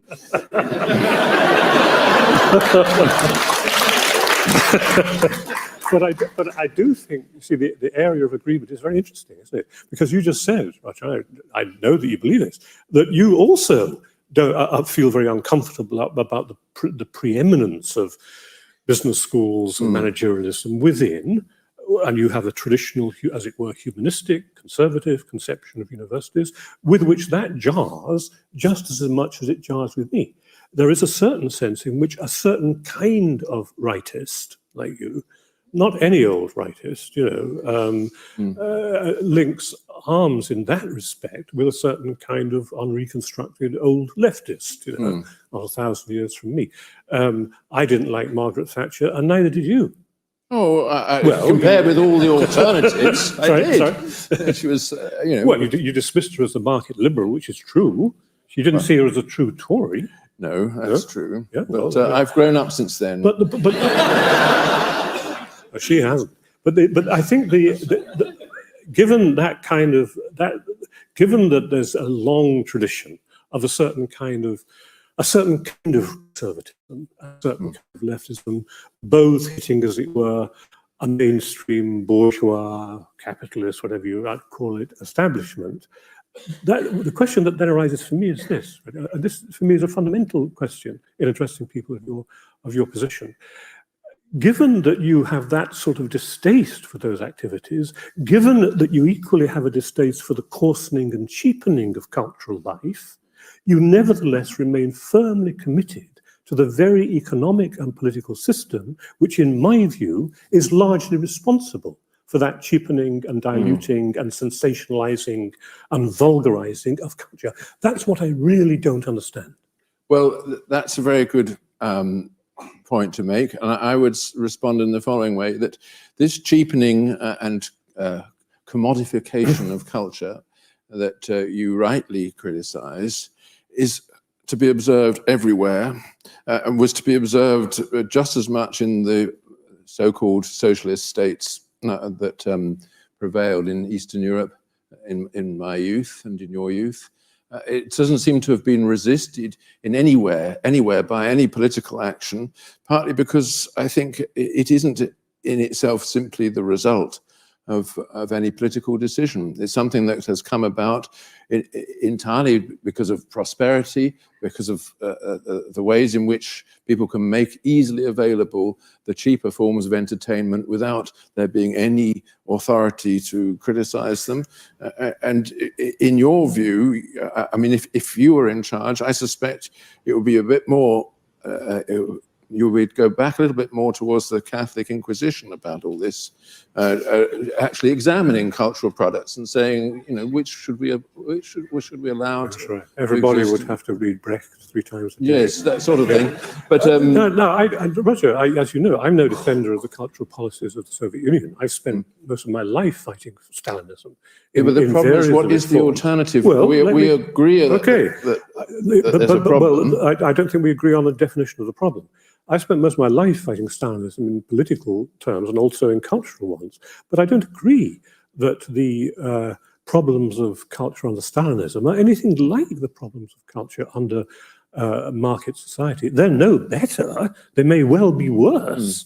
If you have an authoritarian state telling artists what to write, otherwise they're carted away to prison. Sure, that's actually worse than the dumbing down of culture under labor. I think this is actually a really important point.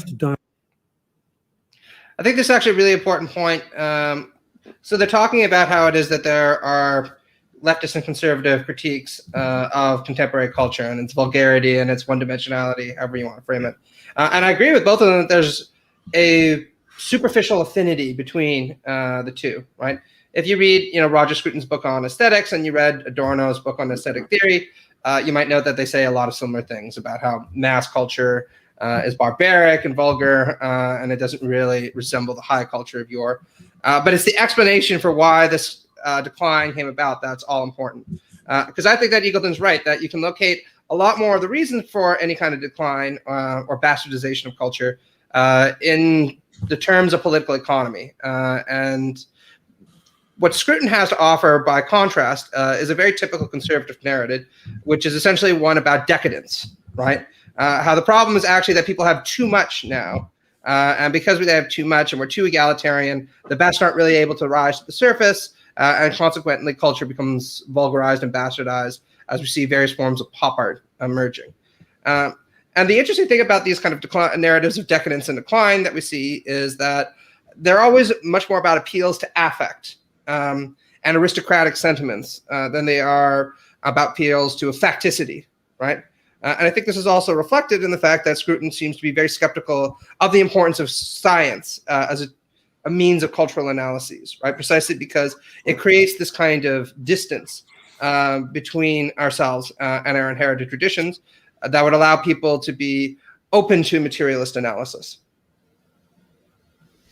Yeah, and I think this is also where you get like, I think the tension that you identified correctly, right, is where, people talk about horseshoe theory, right? Because there's like, on the left, there's this critiques of, cultural, the one dimensionality, as you said. And I guess, I know we're not talking about Deneen, but immediately you made me think of Deneen, Matt, because of like, he does actually like critique capitalism maybe more than Scruton would, but that's neither here nor there, I suppose. Yeah, no, I think that the place where there is some, like truth to the horseshoe thing is just the negative part, right? That some of what both critiques are reacting to is the same, right? Like that there's some like part of what, part of like, you can see it in this debate, right? That like some of the things, about culture in general, maybe certainly about, universities, and scholarship, some of the things that rub them the wrong way are the same things, but there are totally different analyses of both where those problems come from and what, how things should be, right? Is the goal, is the goal to have a society that's properly elitist, where the cream can rise to the top the way it's supposed to, and nobody's going to be listening to rock music and all that stuff, or is the goal to have a society where every single person can achieve their full potential in ways that the existing society might block, and those couldn't be more different. Side note, was Eagleton, like, I feel like I know this, but I've forgotten, was he actually like an organized trot at one point, or like? I don't know. I think so. I know he's pretty activist. He was a pretty big activist back in the 1970s. But I don't know enough about his biography to say. I imagine so, right? He's always struck me as a pretty down-to-earth guy who's got some experience, getting his hands dirty, but don't know. Oh, yeah. No, I was just curious about that line about fighting Stalinism. Made me wonder about that. Yeah, I'd like to follow up just by saying, I think one way to kind of cash out these differences is by looking at two different accounts of cultural decline, or at least cultural anxiety. Right, one is Adorno, who we talked about earlier, and the other is Bloom's and The Closing of the American Mind. And what I always say to people is, you tell me which one you think is more plausible. Do you think Bloom's account of why there's cultural decline is more plausible, where really what's at the base of it is the fact that people just aren't reading enough of the classics anymore, which is why you get decadent pop music and Mick Jagger thrusting his groin in everyone's face? Or do you think it's a fact that there's a multi-billion-dollar music industry that existed in the 1980s that had every incentive to try to produce certain kinds of music that catered to the public taste, and that also created certain kinds of expectations from the public, right? I don't think there's any comparing the two in terms of their sophistication, and which seems more plausible, right? But yeah, right. And it certainly goes back to sort of putting the word culture where an explanation should be. Also, I should say I'm a Rolling Stones fan, so Bloom was also wrong about that. Yeah. Jagger is the peak of culture. He was not a regression in some ways. Yeah, unironically agreed, but that's yeah. It made me a little mad earlier, when you put the Beatles above them, but let's watch a little bit more, because this point that we left off on is one that I find interesting. So to just refresh people's memory, Eagleton was sort of saying, because Scruton said earlier, OC basically, it's not the economics, it's the culture, because in those old Eastern European states, Stalinism, or people used to call it actually existing socialism, whatever label you want to apply, the culture was debased in all the same ways, which, by the way, just seems like a crazy empirical claim. like whatever else you want to say about the Soviet Union and its, the political authoritarianism and the economic problems and everything else, I'm pretty sure that they were funding, high culture up the wazoo, and actually trying to crack down on people enjoying some of the products of American culture that Scruton thinks are decadent, but I mean, they were all about their orchestras and chess competitions and stuff. But, maybe like in a Zizek'in sense, what we need is a return to cold hard Stalinist brutality, right? But also that invocation of the category high culture too is always interesting, right? I mean, Scruton did that, and it's like, what does that even mean? And it's funny that Adorno obviously maligned jazz music, but I feel like nowadays jazz isn't that considered like high culture now? Yeah, no, absolutely, yeah. Like I think that that the sort of definitely the valence of enjoying jazz and talking about jazz, it's like it's turned into something that's like, people who are really into that, it's almost it's I think it occupies a cultural space much closer to classical music in some ways. I always point out to Ulysses by James Joyce, right? People forget that until the 1920s. It was actually illegal to have a copy of Ulysses in the United States because it was considered so scandalous to depict a man peeing and having an affair in a book, right? Or sorry, his wife was having the affair.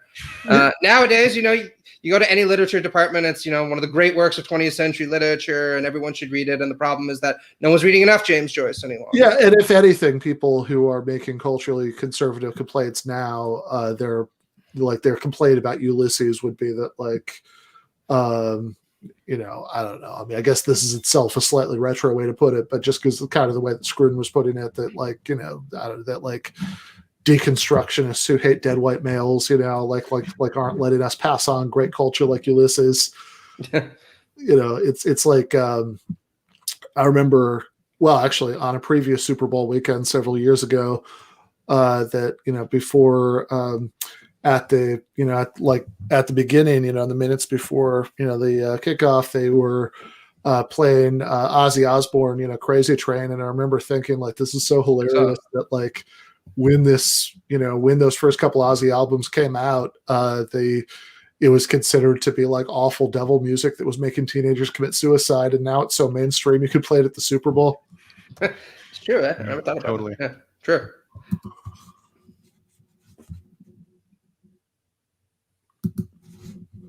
Okay, I don't think we agree on the definition of the problem.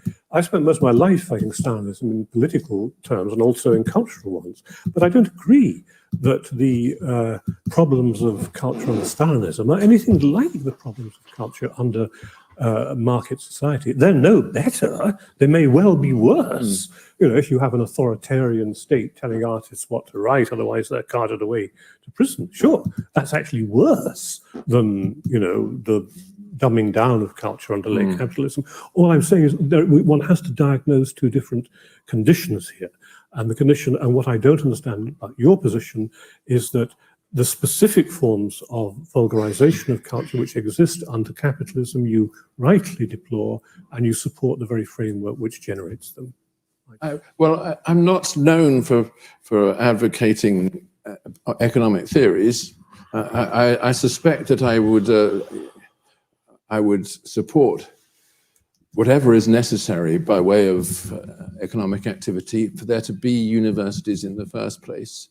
But I would agree with your position that universities should be, especially in the humanities, critical vis-a-vis the surrounding order. That is the function of culture. And I think that you said that this has ceased to be in some way, but I think that it's ceased to be largely because people in universities and in schools have neglected that function of culture, that it should inject into the ordinary way of thinking those critical ideas which enable people to distance themselves from the obvious temptations of economic life. But I think the distancing is part of the problem there.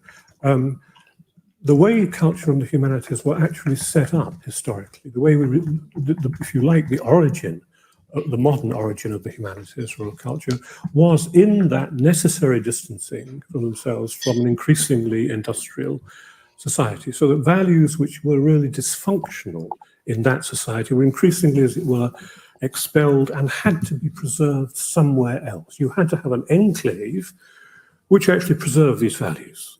You call it the arts or the humanities or university or culture, it doesn't matter. The problem, however, and I think this is, you see that side of it, Roger, and you applaud it, and so do I, but I see another side too. That distance is also crippling. That distance, which is necessary, as it were, to preserve those values in some utopian or residual way, also means it's impossible to bring them actively to bear. But how would on you social close life. the distance Well, without the apparatus of censorship? You and I both were at the same college in Cambridge and knew each other and knew Raymond Williams, who was my mentor, if you like. Now, when Williams talks about the culture and society tradition, he is indeed talking about figures who want to preserve certain kinds of value, from the depredations of industrial capitalism all the way from almost Burke to Lawrence.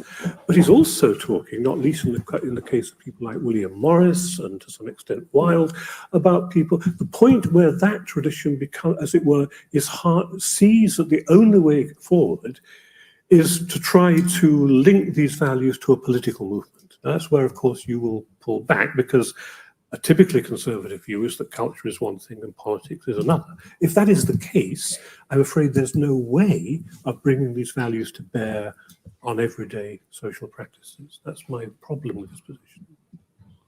Well, if you think that, then you still have to say what kind of political order would enable these conservative, cultural values to permeate once again the everyday life of ordinary people. And all attempts to make this happen have come a cropper for some of the reasons that you say. Identity politics ends by vulgarizing culture and making it impossible for it to assume a critical stance. One reason I've said this before, forgive me if you heard it, one reason why I'm a Marxist, quite apart from just enjoying annoying people, is that I don't like to do any work. I don't really like working. Marx's answer to the question you're posing, Roger, surely, is that one of the reasons why people's lives are cultureless or filled with a phony or bogus kind of culture is because, we extraordinarily, at this late point in human history, have to invest as much energy in labor, or in making profit, because of the nature of our system, that there are simply no energies left. Marx is all about leisure and culture and not about labor, but he thinks that we have to change the system which absorbs so much of our energies there if we're to free those energies. And that's a very respectable kind of William Morris, Oscar Wilde, Marx, they all believe in that. Yes. Now, that's not a program. That's not a program, I agree. But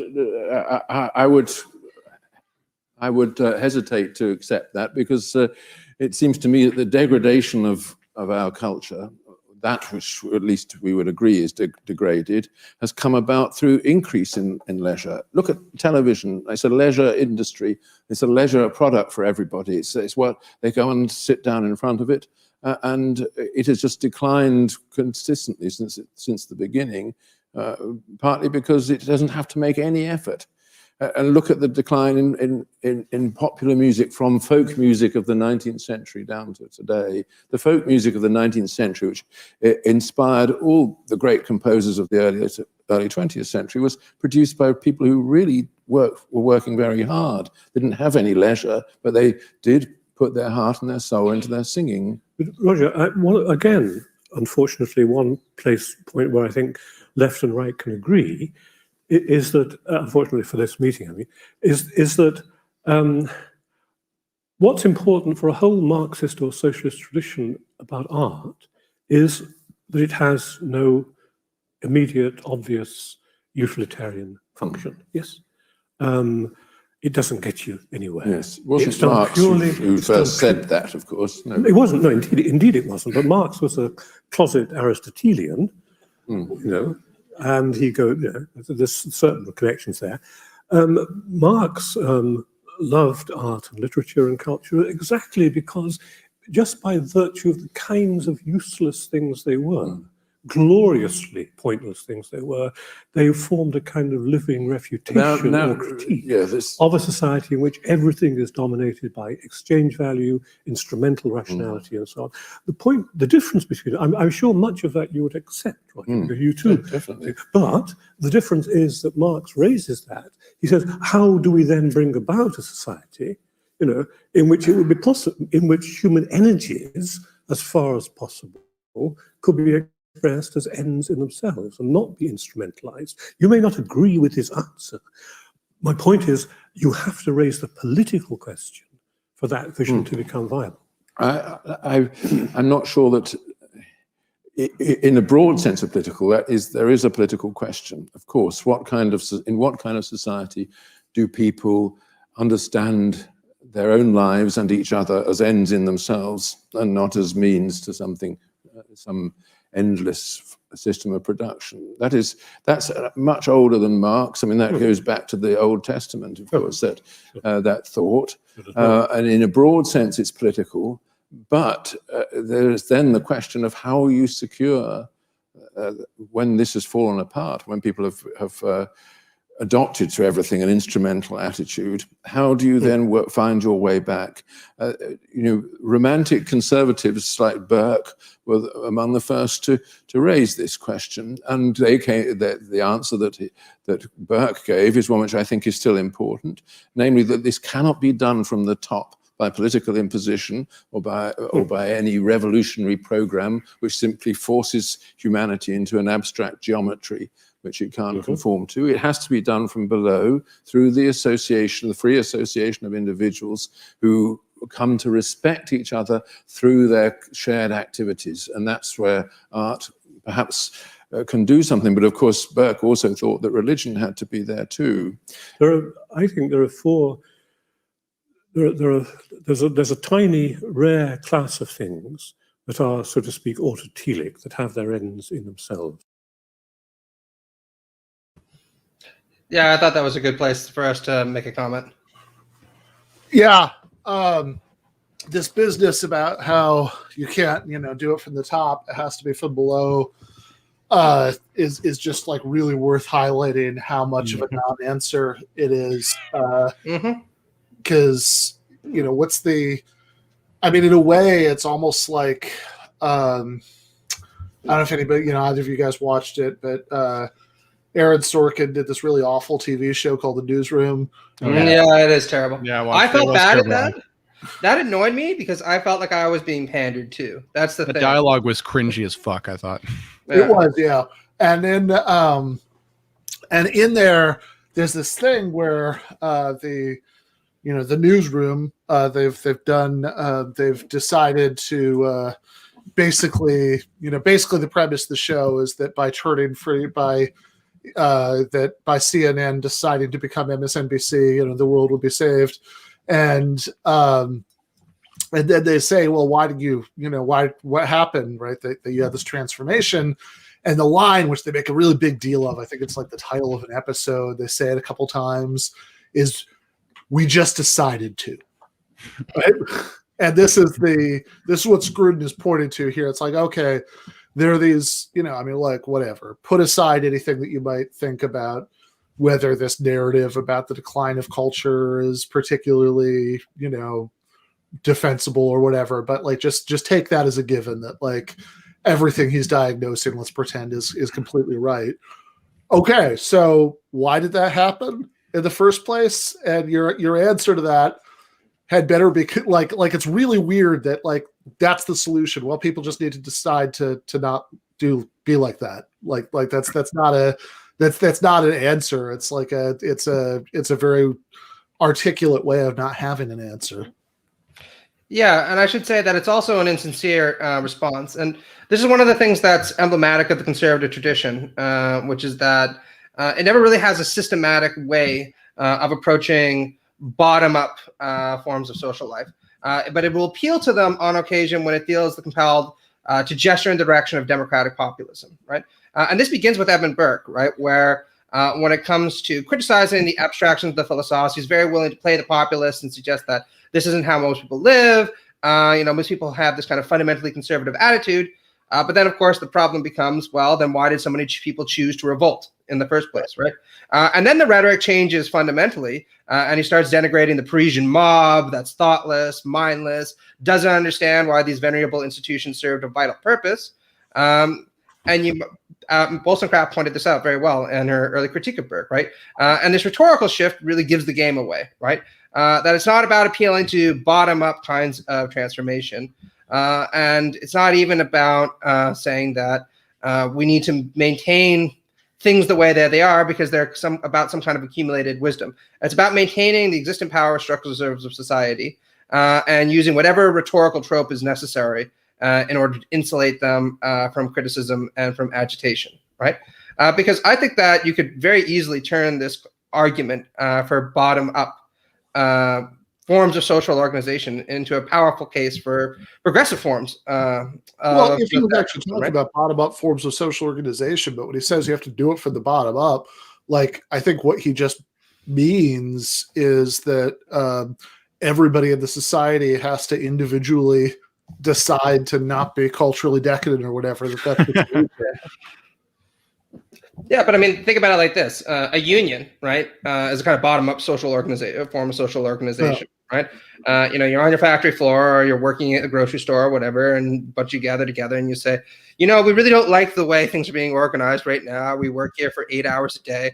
We don't have any leisure to involve ourselves in cultural activities that we might want to. So how about we change things, right? And that, of course, is not the kind of thing that Burke or Scruton would want people to do, even though it is bottom-up. And that's when you see the rhetorical shift change to, well, no, you're the mob, and you need to recognize. Yeah, exactly. And you also saw Scruton give the game away in exactly the same Burke did when he said the problem right now is that these people have too much leisure, so they're producing all this kind of bastardized art. It's the lowest common denominator. Yeah, and it's so silly because his one example is folk music. That there was this great folk music that inspired, and by the way, note that that his proof that it was great was that it inspired like fancy high culture composers, and it's like, okay, well, hold on, but then the people who ultimately are who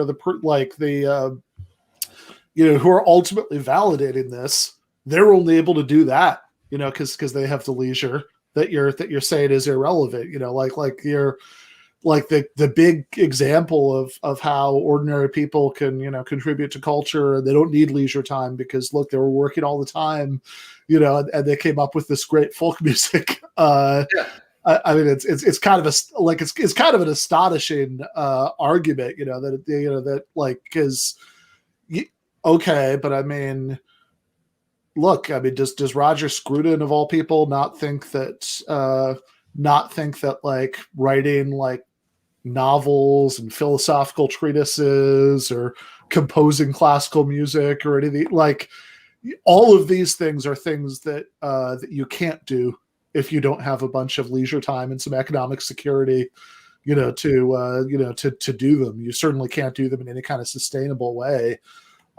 So I mean, it's just like, I don't know, like that seemed like a really cheap, weird evasion. Well, isn't it like sort of a typical, it seems like a rhetorical move to appeal to the bottom and like the bottom up. It's like a nice way of being like, well, as long as the bottom decides decides to agree with the values that we want to impose, it's like it's morally comfortable to be like, well, we're just appealing to like what the bottom up is going to decide. It's a very it's a nice way of sneaking in, I think, really what are values that they want to be like top down, in a certain sense. But as long as the bottom uses their freedom to come to the conclusion that actually these top down values are the values, that it kind of reminds me in some ways of Kant, who we were talking about on the podcast the other day, that for Kant it's like you have to create a realm of freedom. Like Kant argues, you have to make the state free so that people can realize that the categorical imperative is the right thing. They have to use their freedom to come to that conclusion themselves, because they have to do it freely. And it's almost like Scruton saying you have to do it freely to realize that actually these values are the important ones, but we're going to pretend that they're coming from the bottom when really you're accepting top down ones. Yeah, I mean, there's a long tradition in conservative thought of appealing to use Lord Devlin's term, the man on the Clapham omnibus, right? The ordinary Joe who apparently holds primarily conservative values, and therefore, as Victor would say, is going to hold the right kind of views about culture, the right kind of views about hierarchy, and we're all very comfortable with him at that point. The problem becomes, of course, when he decides to actually form bottom-up institutions that might challenge existing structures of power because he wants more leisure time in order to create for himself or to spend more time with his family or whatever. Then we start to say, well, no, actually, what do you know about culture? You're just going to produce decadent YouTube videos that will help bring about cultural decline. We can't have that. And what's really interesting is in a Foucauldian sense how Scruton actually appealed to this kind of disciplinary logic where he said, actually, I think people produced better music when they had to work really hard and they were being exploited in the 19th century because then life was a real bitch. And we all know that that kind of suffering breeds aesthetic creativity somehow. Yeah, right. It's also crazy, his example, like he said, oh well, actually people don't need leisure to create, good culture. That because television is a product of too much leisure, which I think it's just a crazy thing to say. I mean, certainly, I don't know. I mean, certainly my experience, the experience that everybody knows is that times in my life when I've had shitty, awful jobs, you come home and you're too drained to do anything but watch television. You're way more likely to be able to do something a little bit more active, and that involves more mental input from you. If you don't, if you haven't done, just spent 8 hours doing repetitive tasks and and all of that. So blaming television on excessive working class leisure, is a that's like a really weird move, in itself. And yeah, it's not like this idea that people will just so they don't need more leisure time, right? They just need to again, they need to what? They need to make hundreds of millions of individual decisions to stop watching TV and appreciate classical symphonies or whatever whatever Roger Scruton thinks would be the non-decadent thing for them to do. Yeah, Marcuse put it really well in One Dimensional Man, and I paraphrase, but this is exactly what he said in the book and exactly the language that he used, right? Where he said, what do you think is more likely, right? That a guy who works a 10-hour shift at a factory or a McDonald's or whatever is secretly a really lazy person. He's just doing this to put a roof over his head and nothing else. That's why when he goes home, he decides to turn on TV, watch the football game, down a six-pack, and not listen to Beethoven or read Ulysses or whatever, right? Or is it just that after that 10-hour shift and the commute, that's, about another 3 or 4 hours, and having to look after his family and doing all the other stuff that's necessary in order to enhance your social capital in 20th century society, he's just too fucking exhausted to do anything else. And the hour of TV where he can watch a football game and dissociate isn't just a release from all these stresses. And I have to say, especially in a time of COVID where I would fucking do anything to get out and stop watching TV, I don't think there's any question that the second explanation makes a lot more sense to me. Yeah. Can I also just say, I sometimes think, one place where maybe I'd be sympathetic to sort of the conservative view is, I think overemphasizing leisure just in itself, there maybe is, sometimes I do feel there's a bit of a romanticism on the left where it's if we give everyone leisure, there's an assumption that everyone's going to start creating great art or doing great things. And it's I want to resist or push back against that temptation. Yeah, that's good. I don't want to go too far that way because I do think, my own experience, the most valuable things in my life, right? It's not because I have leisure, but it's specifically what I'm doing with my leisure, right? So it's we shouldn't rhetorically overemphasize leisure because it's the fact that I'm using my leisure to do something that is, allowing me to self-master some skill or writing something or doing something affirmative that's work, right? That there's a value to that kind of passionate work that probably the three of us care about. And, I think maybe to some extent conservatives are attuned to that in a way, but they just overemphasize it. And I mean, I think there are two questions, right? What's the instrumental value of giving everybody a lot more leisure time in terms of contributions to culture, and then what's the sort of maybe deeper in principle reason to want it? And I think that I think that as far as the instrumental argument, it has to be about, it's not going to be about everybody or even most people. It's going to be about like what you're unleashing from those people who it's there to be unleashed. That due to innate talents, just choices about how they're going to spend their time, whatever. So like that Stephen Jay Gould line about people wanting to study Einstein's brain, right? That I'm less interested in like the size and shape of Einstein's brain than in the fact that almost certainly many people with the same capacities spent their lives working in sweatshops or in fields. So there are certainly people who are who would make those contributions who don't, right? Because their economic conditions, make them just not in a good position to do those things, or just too exhausted or drained to make those contributions. And I think so that is like a real utilitarian argument for the benefit for everybody, for society. But then I think there's also the in principle point, which is just about letting people live the lives that they want to live.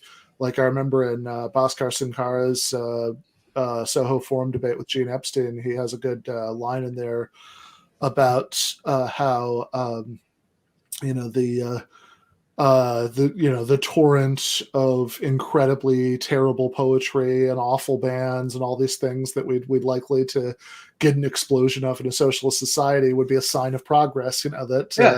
That people could do with their lives what they wanted to do, and that doesn't necessarily mean that you're going to be good at it. Statistically, you're probably not going to be good at it, but it's still valuable that you can give it your best shot.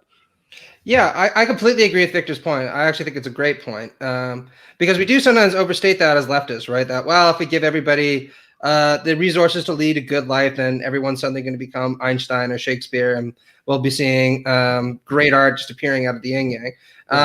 And I do think that there is some truth to that, right? That if we enable people to be more capable, then all the Einsteins or Virginia Woolfs who weren't actually able to live up to their potential because they lack the resources will be able to do so, and that's a good thing. But I also think, like Marx pointed out, that there's something to be said about just engaging in high order activities for their own sake, rather than because they produce a lasting contribution to culture, whatever that happens to be, right? If you like going in to your garage to play with your shitty rock band on the weekends, then you should do it, right? That's a value to your life. It contributes a lot to it.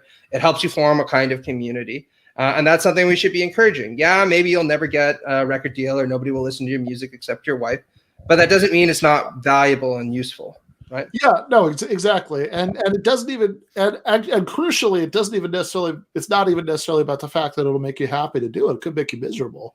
It's just that it's, if you ever listen to me play music, you'll know it's more about making other people miserable.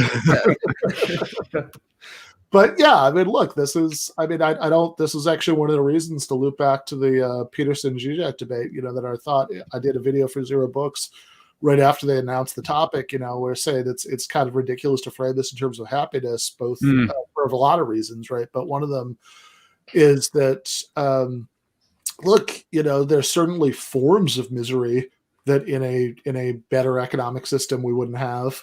But one, there are tons of forms of human misery that aren't going anywhere in any system, and two, there are some new ones that would be opened up by ending some of these crushing economic problems, that at least if you never had a chance to pursue what you want to do with your life, you can you have the comfort of continuing to tell yourself you would have been good at it. If you get a chance to write your masterpiece and everybody hates it, and you realize that you actually do not have a great writer within you, like that, that's miserable. That could be crushing, but I want to, I want to give everybody the opportunity to be crushed in that manner, yeah, that's a special way of being crushed that is different than being crushed by some meaningful, labor that is en route, just repetitive labor, right? It's like a different kind of misery. It's a different kind of failure, I don't know if you're going to have that kind of existential insight that I think you're pointing to, Ben, from just like working in some repetitive factory, that you will from thinking that you're creating some work of art that's going to be meaningful and then just being crushed, which is, maybe much more devastating, but also probably has the potential to be a lot more creative.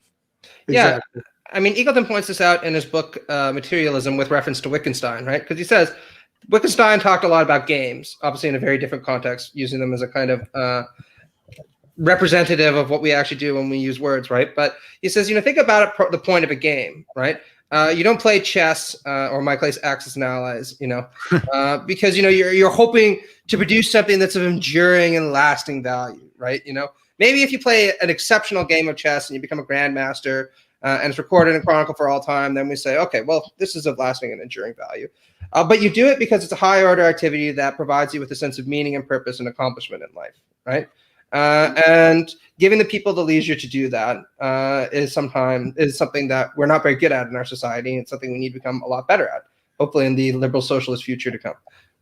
Yeah. Ian Adelstein, thank you for the super chat. Says aesthetic education is key component to leisure in a productive manner. I have a good, nice, normal friend who's grown to love jazz and Tarkovsky. So I've shoved in his face over the years. I just point out that goes to Victor's point about how jazz has somehow migrated from being low to high culture.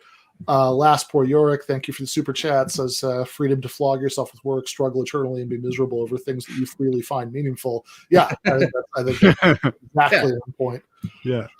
No, the other point, like Zizek pointed this out also, which is kind of interesting, where he said, the number one thing that my relatives give me a hard time for is that I like my job. And they say, you know what, you should fucking hate your work, right? It's not real work unless you hate it. And he said, I think that's exactly the wrong attitude to take, right? I hope for a future where everybody has the leisure time to engage in pointless activities like philosophy or whatever it happens to be, that bring them a sense of purpose to their life that's idiosyncratic. Right? Yeah. Yeah, no, for sure. I mean, this is, this is the, at the end of the year, wrote this obituary for Quentin Smith, the late philosopher, called "There Will Be Time," which was exactly about this point, that I want to have, like I think for all sorts of reasons, I want to live in a society where people who want to be crazy obsessives, can do that, right? And can do that in a way that you can't even really do it in current academic structures, never mind in the kind of roles that the vast majority of people, have, in our society. But let's watch a little. Yeah. Yes, or to put that exists just for the hell of it, to use a technical theological term. Yeah. Just for their own self-delight. First is, of course, the greatest of all those is God. God is purely an end in himself. He has his reasons, grounds, ends, motives, etc. Second is a certain view of art, which is always in danger of being hubristic in that respect, of taking the place of God, a certain romantic view of art for which the whole point of art is that it's gloriously pointless. Thirdly is actually, I think, evil, because I think, and there's a remarkably cheap and extraordinarily attractive book, and you know who the author is, on this, which argues that the strange thing about evil, it seems to be wickedness done just for the hell of it. That's why it's so mysterious. And third and fourthly, and this brings us to our debate, human beings, as they might be under transformed political conditions, as far as possible. And I think there is a radical romantic tradition in which Marx is very key, but he's by no means the only one, which tries to bring these insights to bear on politics. And that's certainly a major reason why I'm a Marxist. Yes. All I would say in response to that is that attempts to realize that the program have always led to a worse situation than the one that needed to be remedied. And secondly, that this may be because it's not that human beings are created by political conditions, but that political conditions are created by human beings. And that we ought to be a bit more attentive to those basic truths about human nature that seem to get dropped from the Marxist worldview. Well, I've always been a great defender of the idea that Marx believed in a human nature, and he was quite right to do so. He actually called it species being, which is a kind of, if you like, a materialist version of human nature. But Marx, I think, would have rejected that kind of purely pragmatic or instrumental. But this was why he thought that in the end there wasn't going to be a political program was not going to sort things out. It would be the natural evolution of human society. Maybe we're getting into a little technical here, but if Marx had believed that, it's strange why he was so concerned with political struggle. Why didn't he just lie back? He was confused, wasn't he?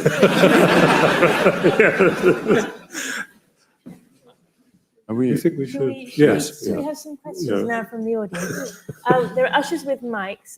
Please wait for the mics to come to you. And if you're in the gallery, there's a microphone up there. Do we want to watch all the questions, Ben, or?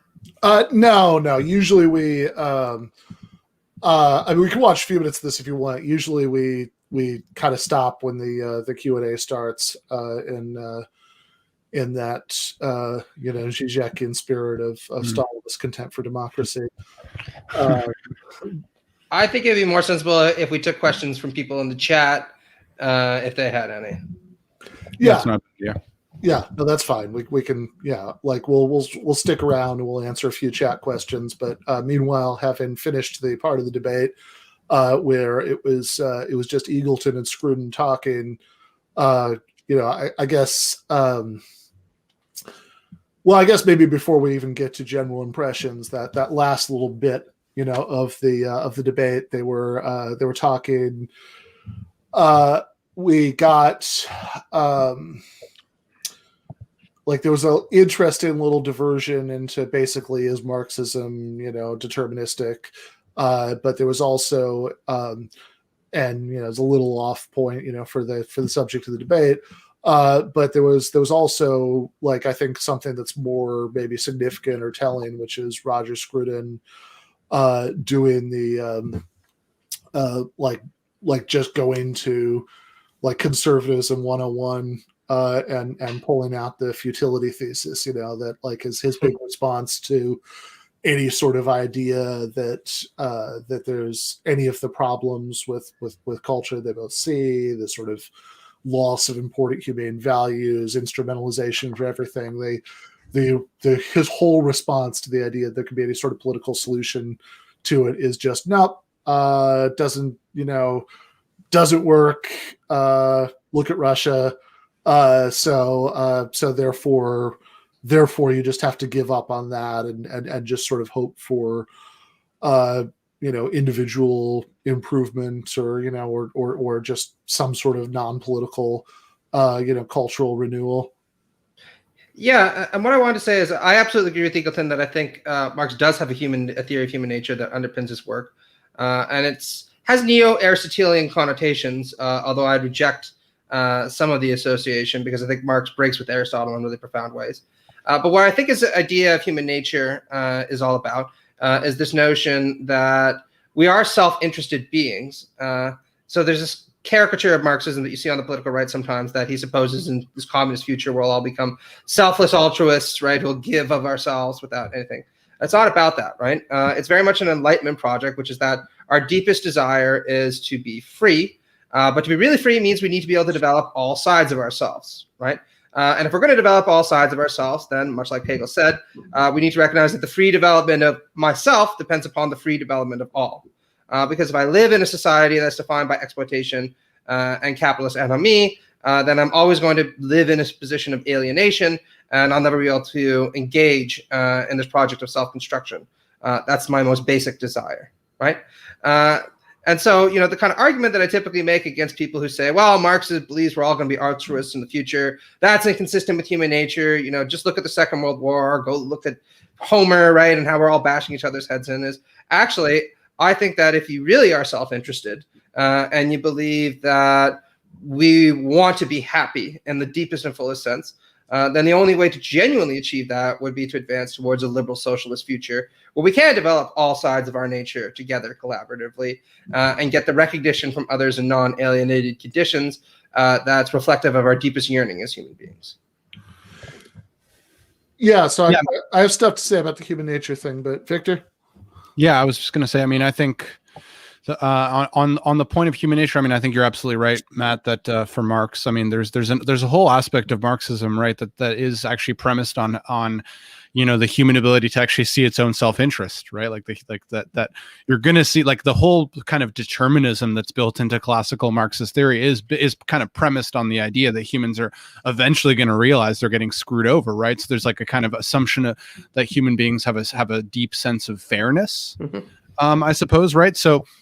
But, I do think sometimes there's also, maybe this is like moving a little bit more into like contemporary leftism online. But I think you've probably heard me on the podcast, Matt, complain about, that nowadays there's sometimes, I think, on the left, too limited of an appreciation for sort of like what I would call political irrationality. Right. And, you'll see people like, what's her name? Brianna Joy or Brianna Greyjoy or Joy Gray. I always get the order mixed up.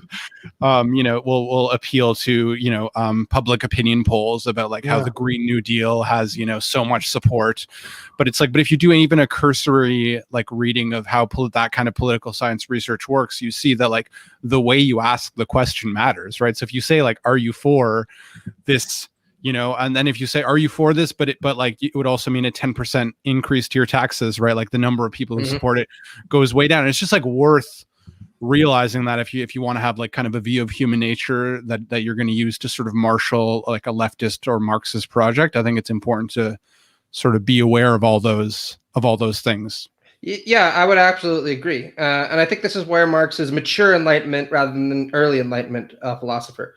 Actually, I would say that one of the interesting things about neoliberal economism is precisely that it's a reduction back to this kind of early Enlightenment outlook where everyone's a rational, self-interested actor that just pursues their own goals monologically and selfishly. Marx's vision is a lot more complicated like that.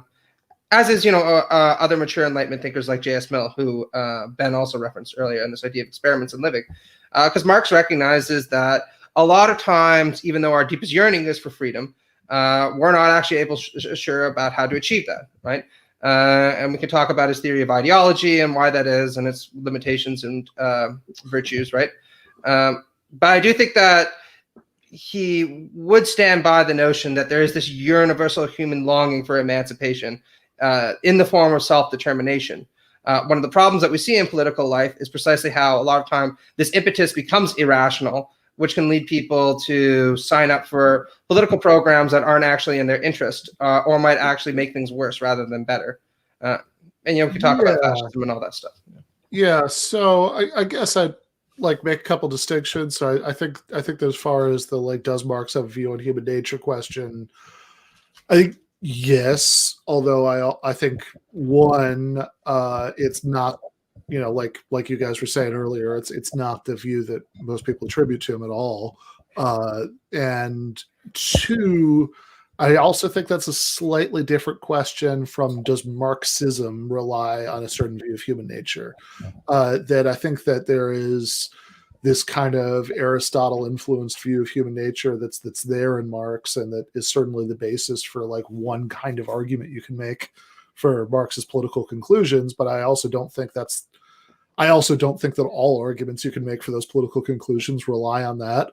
I do think we want to separate that out, and that even with Marx's views, certainly there's nothing anywhere in Marx that's an idea that human nature is, even potentially super altruistic. I mean, that's not at all. I think that's just not part of the view. I think in terms of both questions, that's not part of the view. I don't think it's part of what Marx personally thought. I don't think it's part of what's entailed or necessary in order to get what he's saying. That if you like was kind of being alluded to a minute ago, I mean, if anything, the smarter critique of Marx goes in the other direction. That it's that rather than that Marx thought that people were going to be super self-sacrificing, which he most certainly did not. That you could say, well, Marxism, doesn't have the resource. Not that I'd entirely agree with this, but I mean, it doesn't have the resources to understand how it is that people so frequently,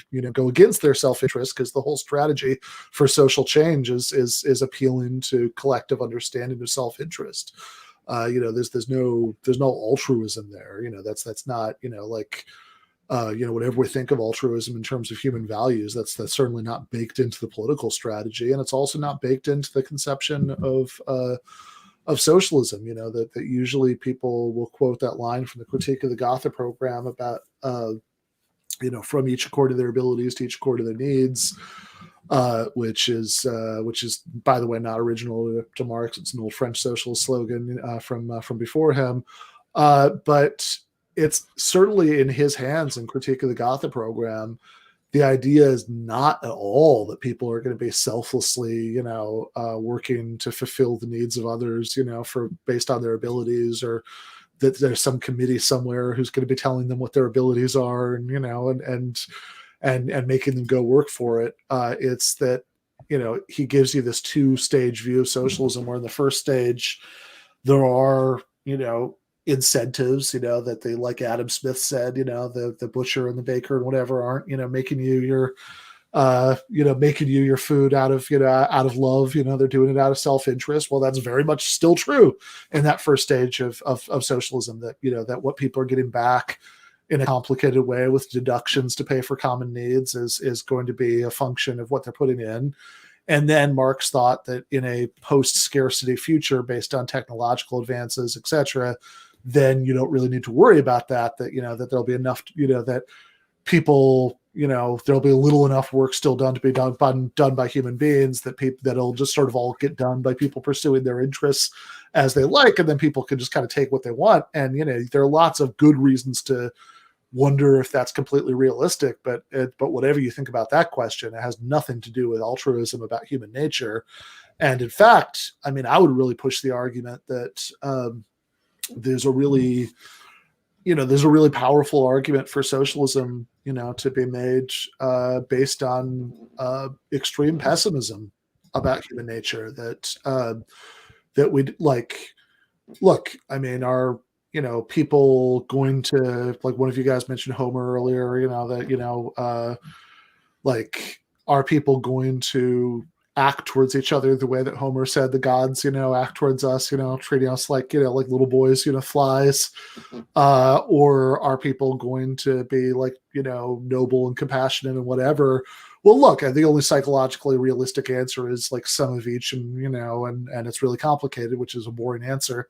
But to the extent that you emphasize the negative and pessimistic things in the mix, and you're really, really worried about how human beings will act towards each other given half a chance, that gives you a reason. And, forget all that stuff about post-scarcity society, just assuming, like something largely like the level of technology that we exist at, et cetera. Like that gives you a really powerful reason to want to have a fairly democratic system of economic organization where nobody has some crazy amount of power over anybody else. Because if you think everybody's going to handle that power responsibly and they're not going to abuse it, then sure, right, we could have capitalism, whatever, it'll be fine. People just donate to charity, and you'll make up economic inequality that way, and they won't abuse their power at the workplace as bosses and all that. But to the extent that you're worried about what people will do given power over each other, that gives you a really powerful reason to want to have as even a spread of power between people as at all possible. Yeah, and I think we saw this really nicely reflected in one of the debates we looked at earlier by James Baldwin and Buckley, right? Mm-hmm. Because one of the consistent features of left-wing theory arising and literary analysis, as carried out by people like Baldwin, is precisely how it is that the society we live in right now isn't actually consistent with human nature. It actually, in some ways, speaks to the worst impulses in human beings, right? And so one of the reasons why we need to change things is exactly for the kind of pessimistic reasons that Ben was talking about. If we don't shift towards a more humane, gentle kind of society, we're going to see these worst impulses become more calcified and more horrifying over time. And one of the most powerful things about Baldwin's analyses in the Buckley v. Baldwin debate was when he was actually talking about what happens to white Southerners under early 20th century American conditions, where he said, look, they're poor, they live in a shitty situation, but one of the ways that they compensate for that is at least thinking I'm better than all these other people. And the kind of moral mutilation that entails is horrifying. And it's precisely one of the reasons why not only do we need to end racism, but we need to end the kind of aristocratic, hierarchical vision of the world that allows systems like this to form in the first place. Yeah. I mean, so I don't have anything specific to say to that, but I was just going back to the debate, unless, I don't know, Ben, if you had something to say. No, go for it.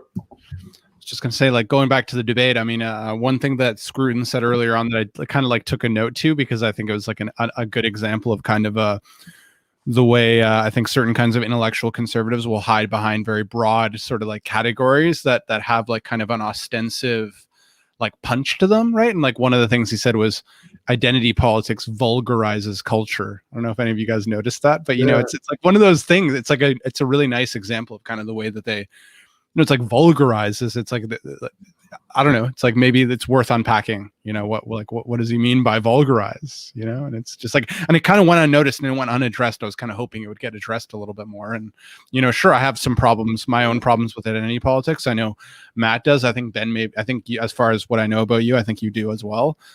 But, you know, it's just a very broad thing that conservatives tend to really like doing, these really broad, unprecise invocations. Yeah, right. And I mean, identity politics is certainly a phrase that can mean a lot of different things. You know, even somebody like, I mean, I think pretty much all of the, you know, more thoughtful left, you know, critics of identity politics. I mean, even somebody like Angela Nagel, who certainly has some positions I disagree with. You know, like if you watch like the, you know, the interviews that she gave about Kill All Normies. Like I'm thinking in particular, there was one in Vox, I think, where somebody asked her, you know, directly, it's like, oh, so like you don't like identity politics, right? And she said, well, hold on, what are we talking about here, right? Like movements for, you know, civil rights, gay rights, all these things, because I certainly like that, you know, like it's very, you know, I think that, you know, we oftentimes we sort of feel like we know what we're talking about, and maybe we do in an approximate sense, but you know, I think to give a yay or nay, you need to disambiguate a little bit what you mean when you talk about identity politics or culture. Yeah, I should say, I think having spent way more time reading books about, you know, by conservatives than any person should. Sometimes it feels like my full-time job. They do actually have a theory of this, and in some ways, it echoes elements of, again, the Marcusean critique in its more sophisticated variants, which is essentially this concern that what you see with ID politics is the reduction of all culture down to forms of victimization. And they really have no other cultural or aesthetic concern. So rather than producing something like War and Peace, which speaks to universal human anxieties and themes, what you get is a piece about being an upper middle class, overly educated LGBTQ person at an elite university, and how oppressed you are, right? That's the kind of caricature that you usually see presented in these kinds of accounts of vulgarity.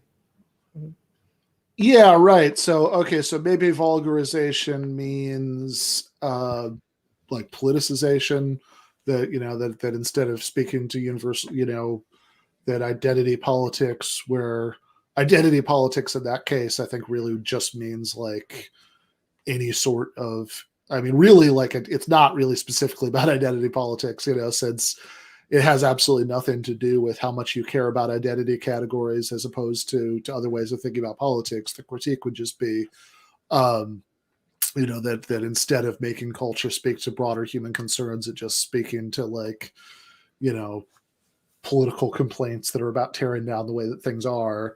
And if that's the complaint, then I mean, that could be, you know, like that could be a lot of things that I wouldn't think of as identity politics.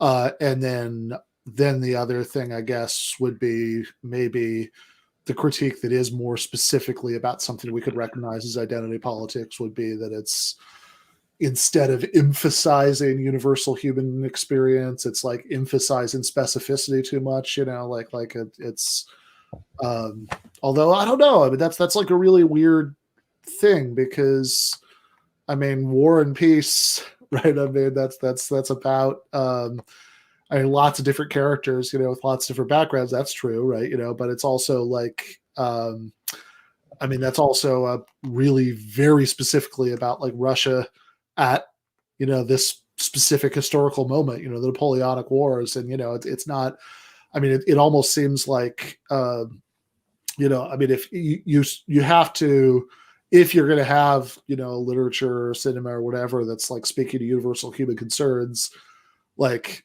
you can't really do that unless you're talking about some specific humans, in specific settings, or else I don't know what we're talking about. Absolutely right. And I mean, this is where I kind of reject emphatically this theory that anything that appeals to a politicized sense of identity is inherently vulgar. I mean, there's a grain of truth to the argument that, for instance, the culture industry under woke capitalism can produce kinds of woke pop art that are pandering, that don't really present characters of any real depth, where the kind of politics of it is all very superficial. And there are plenty of things that we can be critical of in that respect. You can watch Mark Kermode's criticism of the Sex and the City films if you want a really good example of that, because they're hilarious, right?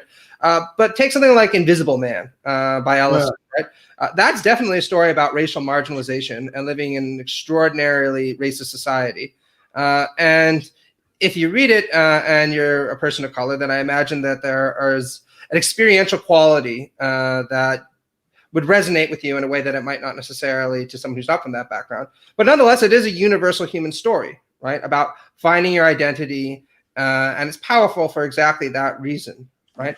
So this is, again, where I think they vastly overstate the case, because if you want to make a characterization of woke culture as producing vulgar art under late capitalism, I'll be willing to grant you a few points. But if you're trying to make the claim that any kind of politicized identity inevitably leads to bastardized forms of art, then I'm going to say that you're just a reactionary who, again, doesn't want things to change and would just rather these people be quiet. And and I guess also when you talk about like, wokeness leading people to, to create like bad or vulgarized art, is it like, I mean, is it really, and whatever. I mean, like, I'm certainly no fan of, and I've got I have like any, I mean, I think that, I certainly know what you're talking about, and I hate a lot of that shit very much, but I also like this kind of gets into, us back into what Scruton and Eagleton were talking about, about diagnosing, where some of these things come from. Because it's like, okay, how much of it is really that the woke identitarianism is creating shitty art, and how much of it is that a shitty consumer culture is creating shitty art, and the woke identitarianism is giving that shitty art a woke identitarian flavor, right? Like it's that like you can't just sort of take the identity concerns and the ways, many of which annoy the shit out of me, in which people take those identity concerns and do this like weird pseudo political thing, where they'll evaluate culture based on them. Okay, but you take all that stuff out of the equation, and it's not like the TV shows and movies are suddenly going to become great art because that's what was stopping them. Yeah, absolutely, right. And I mean, one of the things that I think you can point to is there's a big difference between a film like Moonlight and another one that's much more pandering, right? Because if you're going to try to do, there's absolutely no reason why you can't produce great art that's about being a person from a marginalized identity group. You just need to actually hold to the aesthetic categories that I think have always been true, right? Make the characters seem real. Give them a kind of understandable motivation. Put them in something that feels highly particular, because that's where we all are embedded, and the rest will take care of itself, right? I think the problem that you see with a lot of woke art under late capitalism is precisely what you get is deracinated non-human beings who are just there to serve as ciphers for a kind of superficial political point, right? Which is basically that the world will be better off if we elect Hillary Clinton or have more female CEOs. Right? Yeah, right. Like, but again, like I think that's totally right. And again, I think the question is, like, what's the alternative, right? This is like a little bit like why I when I watch like old Christopher Hitchens videos where he's ranting about all the evil that's been done by religion, and I start thinking, okay, well, wait a second though.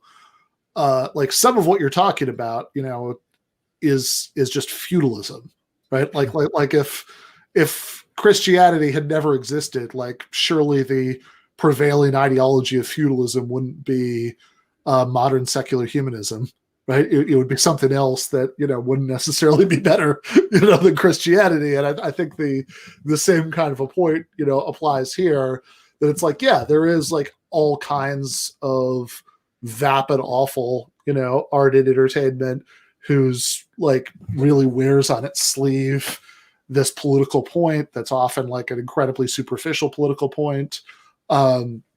You know, and it's one that tends to reflect this kind of, you know, professional managerial class liberal ideology that like the big injustice in the world is, you know, is that the best and the brightest, you know, from each identity category can't rise to the top. And fair enough, right? I agree with all those criticisms, but okay, so I mean, what's the that vapid art, if it didn't have that political point, right? Do you think that we would have non-vapid, you know, movies and TV shows, right? Like one of these things that like is really striking is that a lot of these like weird political or pseudo-political arguments about culture like play out with regards to things like, you know, Marvel movies and shit like that, you know, that it's like, okay, like you take the wokeness out of the Marvel movies and it's not going to be, you know, they're not going to be like 1970s Scorsese movies. Yeah, exactly. Yeah. I mean, I think it's totally true that you're, you know, and to some extent, either you're like nowadays there's complaints that like wokeness is kind of like forcing itself down our throats by like whatever, including like transgender like characters in the new Star Trek or something like that. But it's like, I don't know, what would it have been without it? Like exactly, like it would have just been, I don't know, like more of the same of what was before. They're just forcing. I mean, yeah, like I think that's a good point for sure. Did you ever hear about the safe Star Wars edit, Victor? This is probably no. What's this? So a lot of people you might have heard were pissed off at The Last Jedi, right? And it seemed to split people down the middle politically, right? So a bunch of people on the alt-right decided to make a safe cut of the movie that just removed what they thought of as all the tokenist characters, right? So Finn was gone, Rey was gone, and apparently once you did all that, the movie was something like 30 minutes. I mean, maybe it's like this is way too redundant, but like you got to take a beat to appreciate that, you know, people hate politicization of art so much that, you know, they're going to make their own cut that, you know, that gets rid of everything they politically disapprove of. Yeah, exactly. And I'm seeing MC in the chat, by the way. Like, I think, you know, it's true. Like, you know, I use the Star Trek as an example, but I actually agree. I think the new Star Trek is not that bad. It's actually like it's decent. It's decent. So I agree with MC in the chat. Yeah. And again, you know, I think that this brings us back to the question that we've all been talking about right now, which is really whether this nostalgic narrative of cultural decline actually has more explanatory power than a materialist explanation that takes into account things like political economy, class status, power imbalances, and so on. And I think that narratives of cultural decline are always going to be appealing to some people because they're monological and they almost always involve personalized accusations of responsibility, right? Which is why if you look at a lot of right-wing criticisms of the left, it's always about left-wing academics as individuals who are apparently ruining society, right? If we just stop reading so much Foucault and stop having professors pushing Foucault onto people, apparently everybody would be happy, right? And I just find a lot of these narratives really implausible, right? I think it's much more plausible to talk about how it is that if we have bad art today, a lot of that relates back to the conditions under which art is produced, which is why we need to change them fundamentally, right? And that doesn't mean, like Ben was saying, that suddenly everyone's going to become Stravinsky or whatever. But it does mean that I hope we see a lot more people able to realize their talent. I mean, like in the movie case, I think we can make this usefully concrete. That it's, you know, because it's not I can imagine somebody watching this or listening to this and saying, yeah, okay, but I mean, you're just trying to like blame everything on you know, big structural factors. Not everything is about that, you know, like fair enough. But like, why is it that like rehashing of like the same handful of properties, you know, we've been talking like in the last few minutes mentioned, you know, Star Wars, Star Trek, and Marvel comics, you know, that like the same handful of properties are being endlessly rehashed, etc. You know, that like the movie studio system is so consolidated that like it's just from their perspective, like, you know, they're going to put so much money into these things. It would be insane not to do the lowest common denominator to, you know, to have the best shot at getting it back. You know, you're not like, you're literally like, you're not going to take artistic risks, you know, with that much money on the line, you know, and the incentive structure of the people who are making, you know, who are making those decisions. Jean-Luc Godard is never going to be directing the next Marvel blockbuster. Yeah. Although I would maybe see that, just because God only fucking knows what it would be, right? It's funny. Tarantino was like supposed to maybe direct one of the Star Trek movies, which is kind of funny, but that never came. That never happened, I don't think. No, it didn't, but I remember that, and I would have liked to see that. I think that would have been interesting. Yeah. I do think sometimes you see these narratives of decline, and they can just reach absurd levels. Like, I remember a couple of years ago when Paul Joseph Watson was pushing that whole conservatism is the new counterculture thing. Yeah. He had this long rant about how Miley Cyrus being hypersexualized was a product of a cultural Marxist conspiracy brought about by Dorn Horkheimer to bastardize values and so on. And somebody just responded, it's like, really? Did you ever read like a Dorn Horkheimer? Because they would probably tell you, what's a better explanation that a bunch of fucking cultural Marxist academics change things so radically that we now have hypersexualization in music videos, or that sex sells. And and, you know, a bunch of music producers are like, you know, if we get girls into skimpy tops and put them in a music video, people will watch it, right? What's funny, it reminds me of that comedian or humorist John Waters used to say, you know, we're in the age now where, you know, it's subversive to eat McDonald's, like non-ironically, right? Like that's the subversive thing to do now. Yeah. I mean, although of course that move, you know, saying, you know, conservatism is a counterculture and all that. I mean, like that's kind of all they do, you know, like you saw that in this debate, you know, that when you know, Scruton you know, veered away from the point about the Soviet Union by saying, you know, you can say we leftists, you know, I can't say we rightists. Yeah. And, you know, it had literally nothing to do with anything that was being talked about. But there is no excuse too thin to bring up, you know, persecution, which is particularly, you know, funny because, I mean, what's the effect? I like really like concretely like what's the effect? You know, I know he passed away last year, but what was the effect of this persecution? You know, on Roger Scruton. You know, like how is his life worse? You know, because of that. And literally in his case, and now maybe he could argue that there would have been more conservative philosophy professors, if not for, you know, I understand that. But like, you know, although it's also funny that academia is the one context where conservatives believe that if a certain group is underrepresented, the only possible explanation is discrimination. But okay, like, let's even accept that for the sake of, like, but on Scruton, what's the negative thing that happened because of this? And the only possible answer is the negative thing that happened is that people thought worse of him. You know, that they didn't like him or his ideas. And, you know, it's just kind of like, okay, I mean, if you want to own that, own it. But that's a very, you know, for conservatives who in most other contexts think that people are way too thin-skinned. I mean, you know, skin doesn't get a lot thinner than that. Well, it is typical. It is typical. I think, you know, I mean, I think like grievance politics is just very tempting because there's like a power to it. And I think it's something that people like definitely tend to appeal to. But yeah, I don't know. Matt, go ahead. No. I mean, Ben, you have a book coming out soon, Cancel Plea Meetings While the World Burns. I wrote a review of it. I like the book. I know that we all have our issues with cancel culture and stuff, and we think that it's something that needs to be addressed. But saying all that, there definitely is this propensity on the part of a lot of these conservative commentators, you know, from Jordan Peterson to Dave Rubin to, you know, Scruton, to assume that saying or being critical of someone or even being scathingly critical of their views is somehow a kind of censorship. And my contention is no. You know, go back and read John Stuart Mill's On Liberty, you know, the most cuck philosopher you can possibly imagine, right? If I'm saying that your views are horrible and that you shouldn't hold them or that they're deeply flawed, that's not me abridging your freedom of speech. That's me using my freedom of speech to contribute to the marketplace of ideas by criticizing your particular value system, right? And it's remarkable to me how often this gets conflated with a kind of censorship on the political right, where they just assume that because people stigmatize or criticize them for saying certain things, that's somehow an abridgment of their rights to expression. Yeah, right. So I think there are three issues there. One is criticism.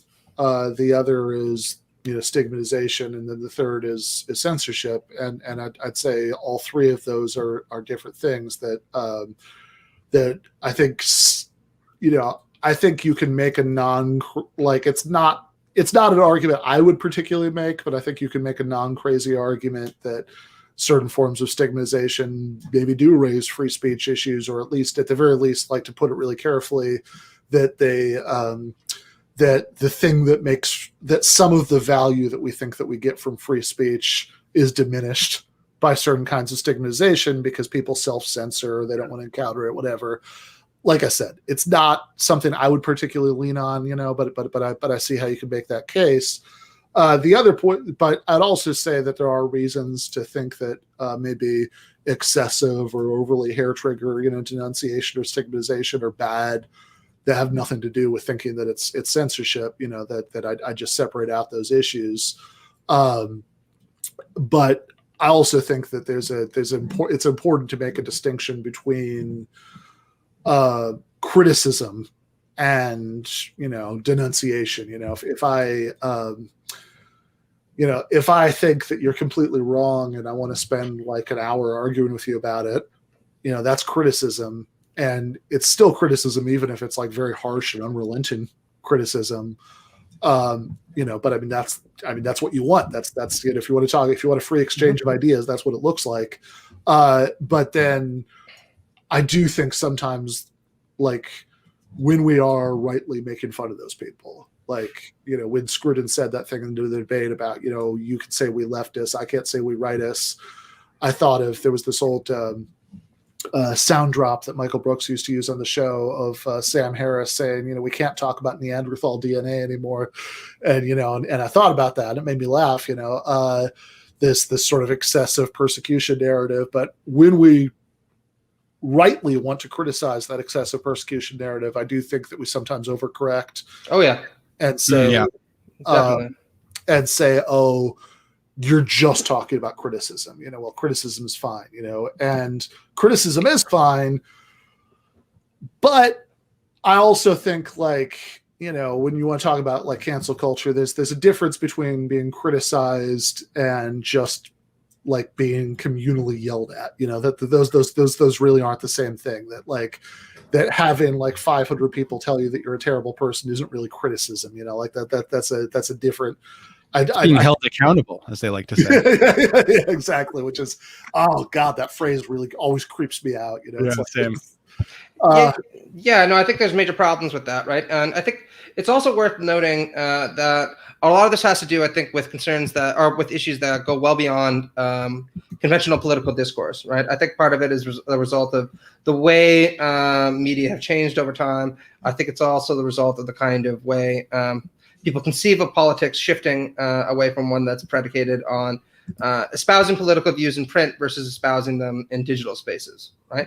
And I think, like you said, we should be really cautious about marginalizing people who say there might be a problem with some of these forms of stigmatization precisely because they don't amount to direct coercion, right? On the other hand, I think that there's also a problem where a lot of these people, again, are just too thin-skinned to accept the fact that if people are criticizing you or if you're taking flack for holding a view that a lot of people consider regressive, that's not an abridgment of your speech, right? No, it's not abridgment of your speech. It's not even like it's not even something that you particularly have a complaint about, right? Like, I mean, like if they're wrong, maybe you have a complaint, they're getting it wrong, but like you don't have, it's not a reasonable expectation that people won't think that you're like crazily and horribly wrong. It's maybe a reasonable expectation that you're not going, that people won't, that people won't try to get you fired for being wrong, that people won't, that people won't like try to like shun you or like, or denounce, like all the time. I'll have people, be like, "Oh my God, you're friends with such and such. Did you know?" And then they'll tell me all the ways that such and such is wrong and bad. Like, this is weird. This is too much, right? Like you can criticize them for being wrong and bad, but you shouldn't go around trying to stigmatize people by for associating with the bad person. But I also think like the more important point is, okay, all three of these are true, that the right like has this grievance narrative that's just like wildly inflated over anything real. True, for sure. And whatever. In fact, it's ironic because, as they themselves would rightly point out in a lot of other contexts, right? Like it's kind of not great that we live in a culture where grievance has quite the currency that it does, but they just shamelessly and constantly appeal to it, and that's not good. All right, that's true. Also true that, yeah, like you say, like what is usually known by the maybe not super precise, but I think it does point to a real phenomenon. Term cancel culture is a real thing, and it is bad, and we shouldn't conflate like just like there's a difference between like 1,000 strangers telling you that you're that you're a fascist and you should die, and things like this, and being criticized. And I think it kind of cheapens real criticism to conflate the two. But also, three, crucially, what the point that Matt has been making throughout this entire stream about like why conservative explanations suck applies in this case too. And oftentimes one of the things I find the most frustrating about the way that so many leftists sort of default to that, oh, what are you even talking about? Cancel culture doesn't exist. Is that it robs them of the ability to make the much better argument, which is, okay, as Matt would say, which is a better explanation?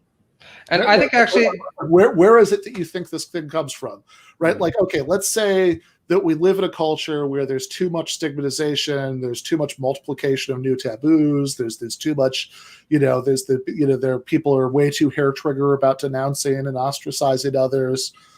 Let's say all that's true. I think it is all true. Okay, which is a better explanation of why all that stuff happens? Explanation number one, we live in a neoliberal hellscape where people are incredibly atomized from each other, and they often feel the most sense of connection online.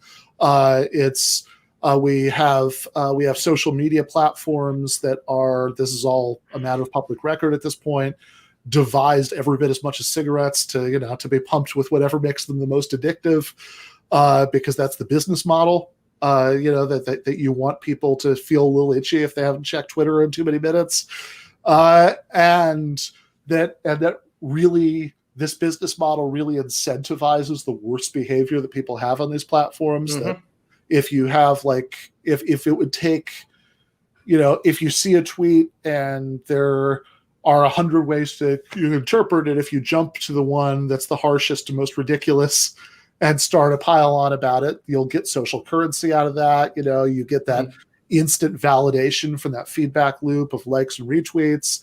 And to top it all off, see above neoliberal hellscape. Certainly, if we're talking about the United States, most people live in work. Most places, most people are employees of businesses that have at-will employment, and so people live in terror of being doxxed, because somebody took something the wrong way, and it could be that they lose their jobs because they don't have unions, we don't have reasonable labor laws that would make them less worried about things like this. Okay, that's explanation number one. Explanation number two is what? Cultural Marxism or something? Yeah, and I think there are two mistakes that people make here that are actually longer-term strategic errors. We're running out of time, so I don't want to get too much into them. But one, actually, you've talked about before, Ben, and I know Rob Larson has also, which is essentially turning to big corporations to police people's behavior internally as a way of regulating various forms of social behavior. I can really understand the temptation to do that with somebody like Donald Trump by saying, just get them off Twitter, right, or deplatform different racists and fascists and so on. And I think that there are good reasons to do that in a lot of instances, right? But I do worry that if we lean too heavily on this in the long term, it can have negative repercussions, since we're essentially incentivizing these companies to play a more regulatory and disciplinary role when it comes to policing what people say in the public sphere, right? The other thing that I think is even worse, and I see this sometimes, is people turning to the state and various carceral mechanisms to try to deal with social problems. And people have criticized this before, whether we're talking about carceral feminism or carceral Marxism. And again, I can understand the temptation to sometimes just want to make something bad illegal, right? Over the summer, when a lot of these Karens were acting up, every now and then I'd say people say things online like, she should just go to jail, for what she's doing, right? Having worked as a cashier for a long period of time, I can really empathize with that, right? Sure. There'd be a lot of gratification I'd get if one of these people was just hauled away to the slammer, right? But I think it's a temptation we should really avoid, since, of course, what we end up doing then is reinforcing the right of the state to police individual behavior and to ultimately enforce what I think is a fundamentally conservative kind of homogeny. I mean, on a basic level, the left's position correctly is that we imprison too many people, not too few. Yeah. And so we don't want to make it easier to lock people up. Well, yeah, exactly. And I mean, isn't it also the incredibly satisfied in some individual cases? Yeah, 100%. I mean, if Trump were to go to jail, oh my God. Yeah, kind of looking at this from sort of like a broader view, I think the sort of deficiencies on both, like, I guess, certain versions of the left, I suppose, and the right is this temptation to towards like an easy, simple story, right? And like when you can condemn certain people and say like, they deserve to go to jail or they deserve to be like punished, like retribution in some sense is a very tempting, easy story. And when I think about the debate, right, like I think Scruton, what he's tempted by, right, are these eternal categories of like traditions, right? That's the temptation. And I feel like, on both sides, you're going to find a certain kind of temptation towards something that's going to give you a story. And I think, as we've been talking about, right, like the left likes to be able to stand on a kind of moral platform to condemn certain versions of like the bad versions of the left, right, on a sort of moral platform to condemn things. And that's easy. It's comforting, right? It feels really good to morally condemn people, from your platform. So yeah, I think that's a temptation we want to resist on the left. For sure. And I think that one important reason to resist it actually does take us right back to Scruton Eagleton, because I think that the sort of key move that Scruton made, was that thing about how you can't have solutions, from above, by which what he means by from above is from politics, exactly. From the collective. You have to have solutions from below, from people just being better individually, is what he means by from below. As Matt says, he's not talking about organizing unions. And that right there, is the fundamental distinction, between, or should be, between being a leftist and being a conservative. All politics is moral in a certain sense, that it all arises from some kind of normative impulse, or else what are you doing? But even if you're acting in your self-interest, you clearly have some sort of impulse, belief that you have a justified complaint. But those normative impulses can be like, one way to have your morals and your politics intersect is by focusing on what's unjust about structures, right? Which is what leftism as its core, is or should be.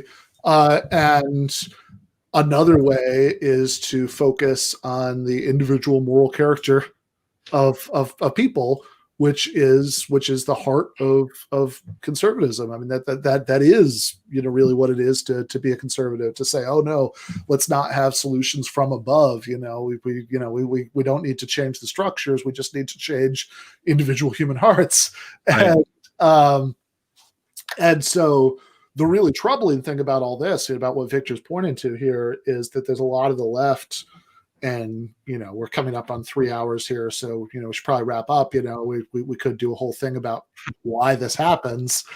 But I think that there's a lot of the left that has gotten used to thinking of politics in what are actually deeply conservative terms, in terms of like, I remember Adolf Reed said this, he's talking about this, what he called this Protestant view of politics. That's all about like, trying to sort out who's going to heaven and who's going to hell, that like, people would have these big arguments like take it right back to that clip we started with, at the beginning from Low Society when Joe Rogan endorsed Bernie Sanders and people were outraged, that Sanders accepted the endorsement. And there was all this furious discussion about exactly how bad Joe Rogan was or wasn't, that it's like, rather than saying like, okay, you're in an election, the goal is to get more people to vote for you than the other people who are running. That's what an election is.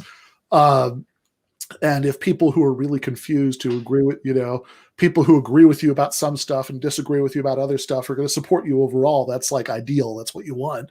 But it really is almost like their fixation is with like figuring out whether Joe Rogan is a good person who's going to heaven when he dies. Exactly. Or is a bad person who's going to hell. And it's like, no, this is not, you're doing it wrong. This isn't what politics is supposed to be about. Totally. Yeah, and totally. I do want to say that if it is the case that people go to hell for their politics, Ted Cruz is going to be locked into ICE for a very long time, right? I guess I'm just going to end with this like comment because I think what you said is really well put, and this is something we pointed out in our book on Peterson as well, right? Which is that these kind of conservative rhetorical strategies of either talking about bottom-up forms of social organization. Or talking about the need to depoliticize life for the sake of allowing culture to express itself, are always extremely selective, right? You can see this with Scruton, and you can see this with Peterson, right? There's this notion that we should engage in voluntary interactions with one another because these are somehow more organic than if we're coerced into doing this.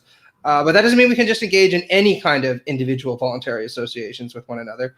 Those that challenge things like capital, those that challenge things like white hegemony, those that challenge things like the House of Lords on behalf of the Commons, those aren't the kind of voluntary associations that we're talking about.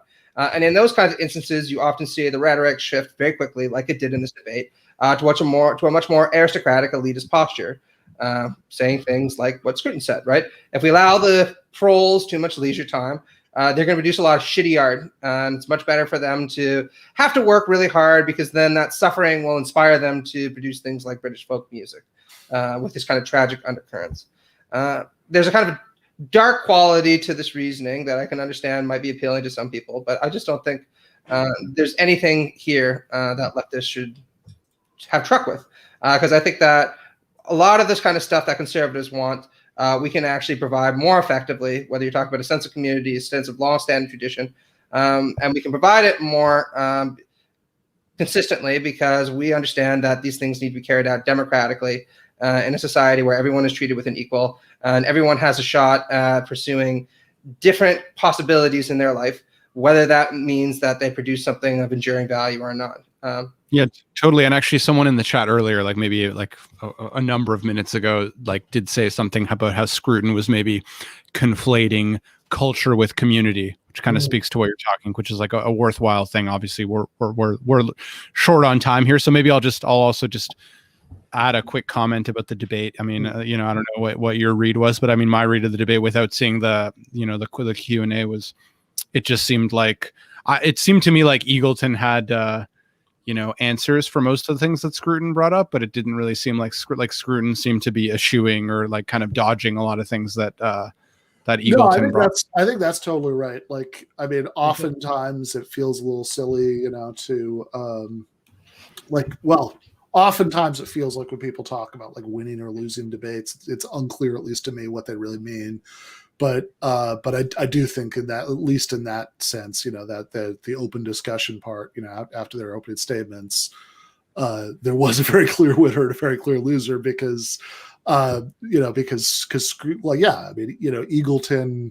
was very directly and clearly engaging with the specific things that Scruton was saying, and Scruton did a little bit of that, not in ways I found very convincing, like, leisure leads to bad television culture, and working people to the bone will make them produce good folk music, but at least he gets points for engaging with what what Scruton was saying. But you did a better job than Buckley with Baldwin, I'll say that. Yeah. Yeah, not rhetorically, but on the substance he did. Yeah. But a lot of the rest of it, he just did not engage with the specifics of what Eagleton was saying, like, at all. And, I feel like he seduces people with his humor. Cause I gotta be honest, like Scruton's funny. Like he had like little, he came in, and I think he's like, that's very seductive for people who have that kind of like emotional inclination towards a certain kind of conservatism. And then they see, oh, this guy's so clever and like funny. And it's like, it pulls them in, but there's not much substance behind that ultimately. Yeah. Right. Like that moment when Eagleton was challenging him on the determinism of Marx and basically said, look, if Marx's view of this were as straightforward as you think it is, then it's a mystery, exactly. Why he was, spent his life being so concerned with political struggle. And instead of responding to that on the substance, he made that jokey comment, which, about, oh, well, whatever. He was confused, it plays well rhetorically, but it doesn't really answer the point at all. Oh yeah, absolutely. It allows attitude to a lot of the heavy lifting that argument should actually be doing. Exactly. Yeah. Cool. All right, guys, this was fun. Yeah, let's do it again. Yeah, thanks for having me. All right. Thanks, guys. So for everybody watching this, going to be the next regular episode is tomorrow night. I'm going to be talking to Jason Miles from the This is Revolution podcast. And also going to be doing a debate in the first half of the episode with libertarian Adam Kokesh. And hope I'm pronouncing that right. I'm never sure I am.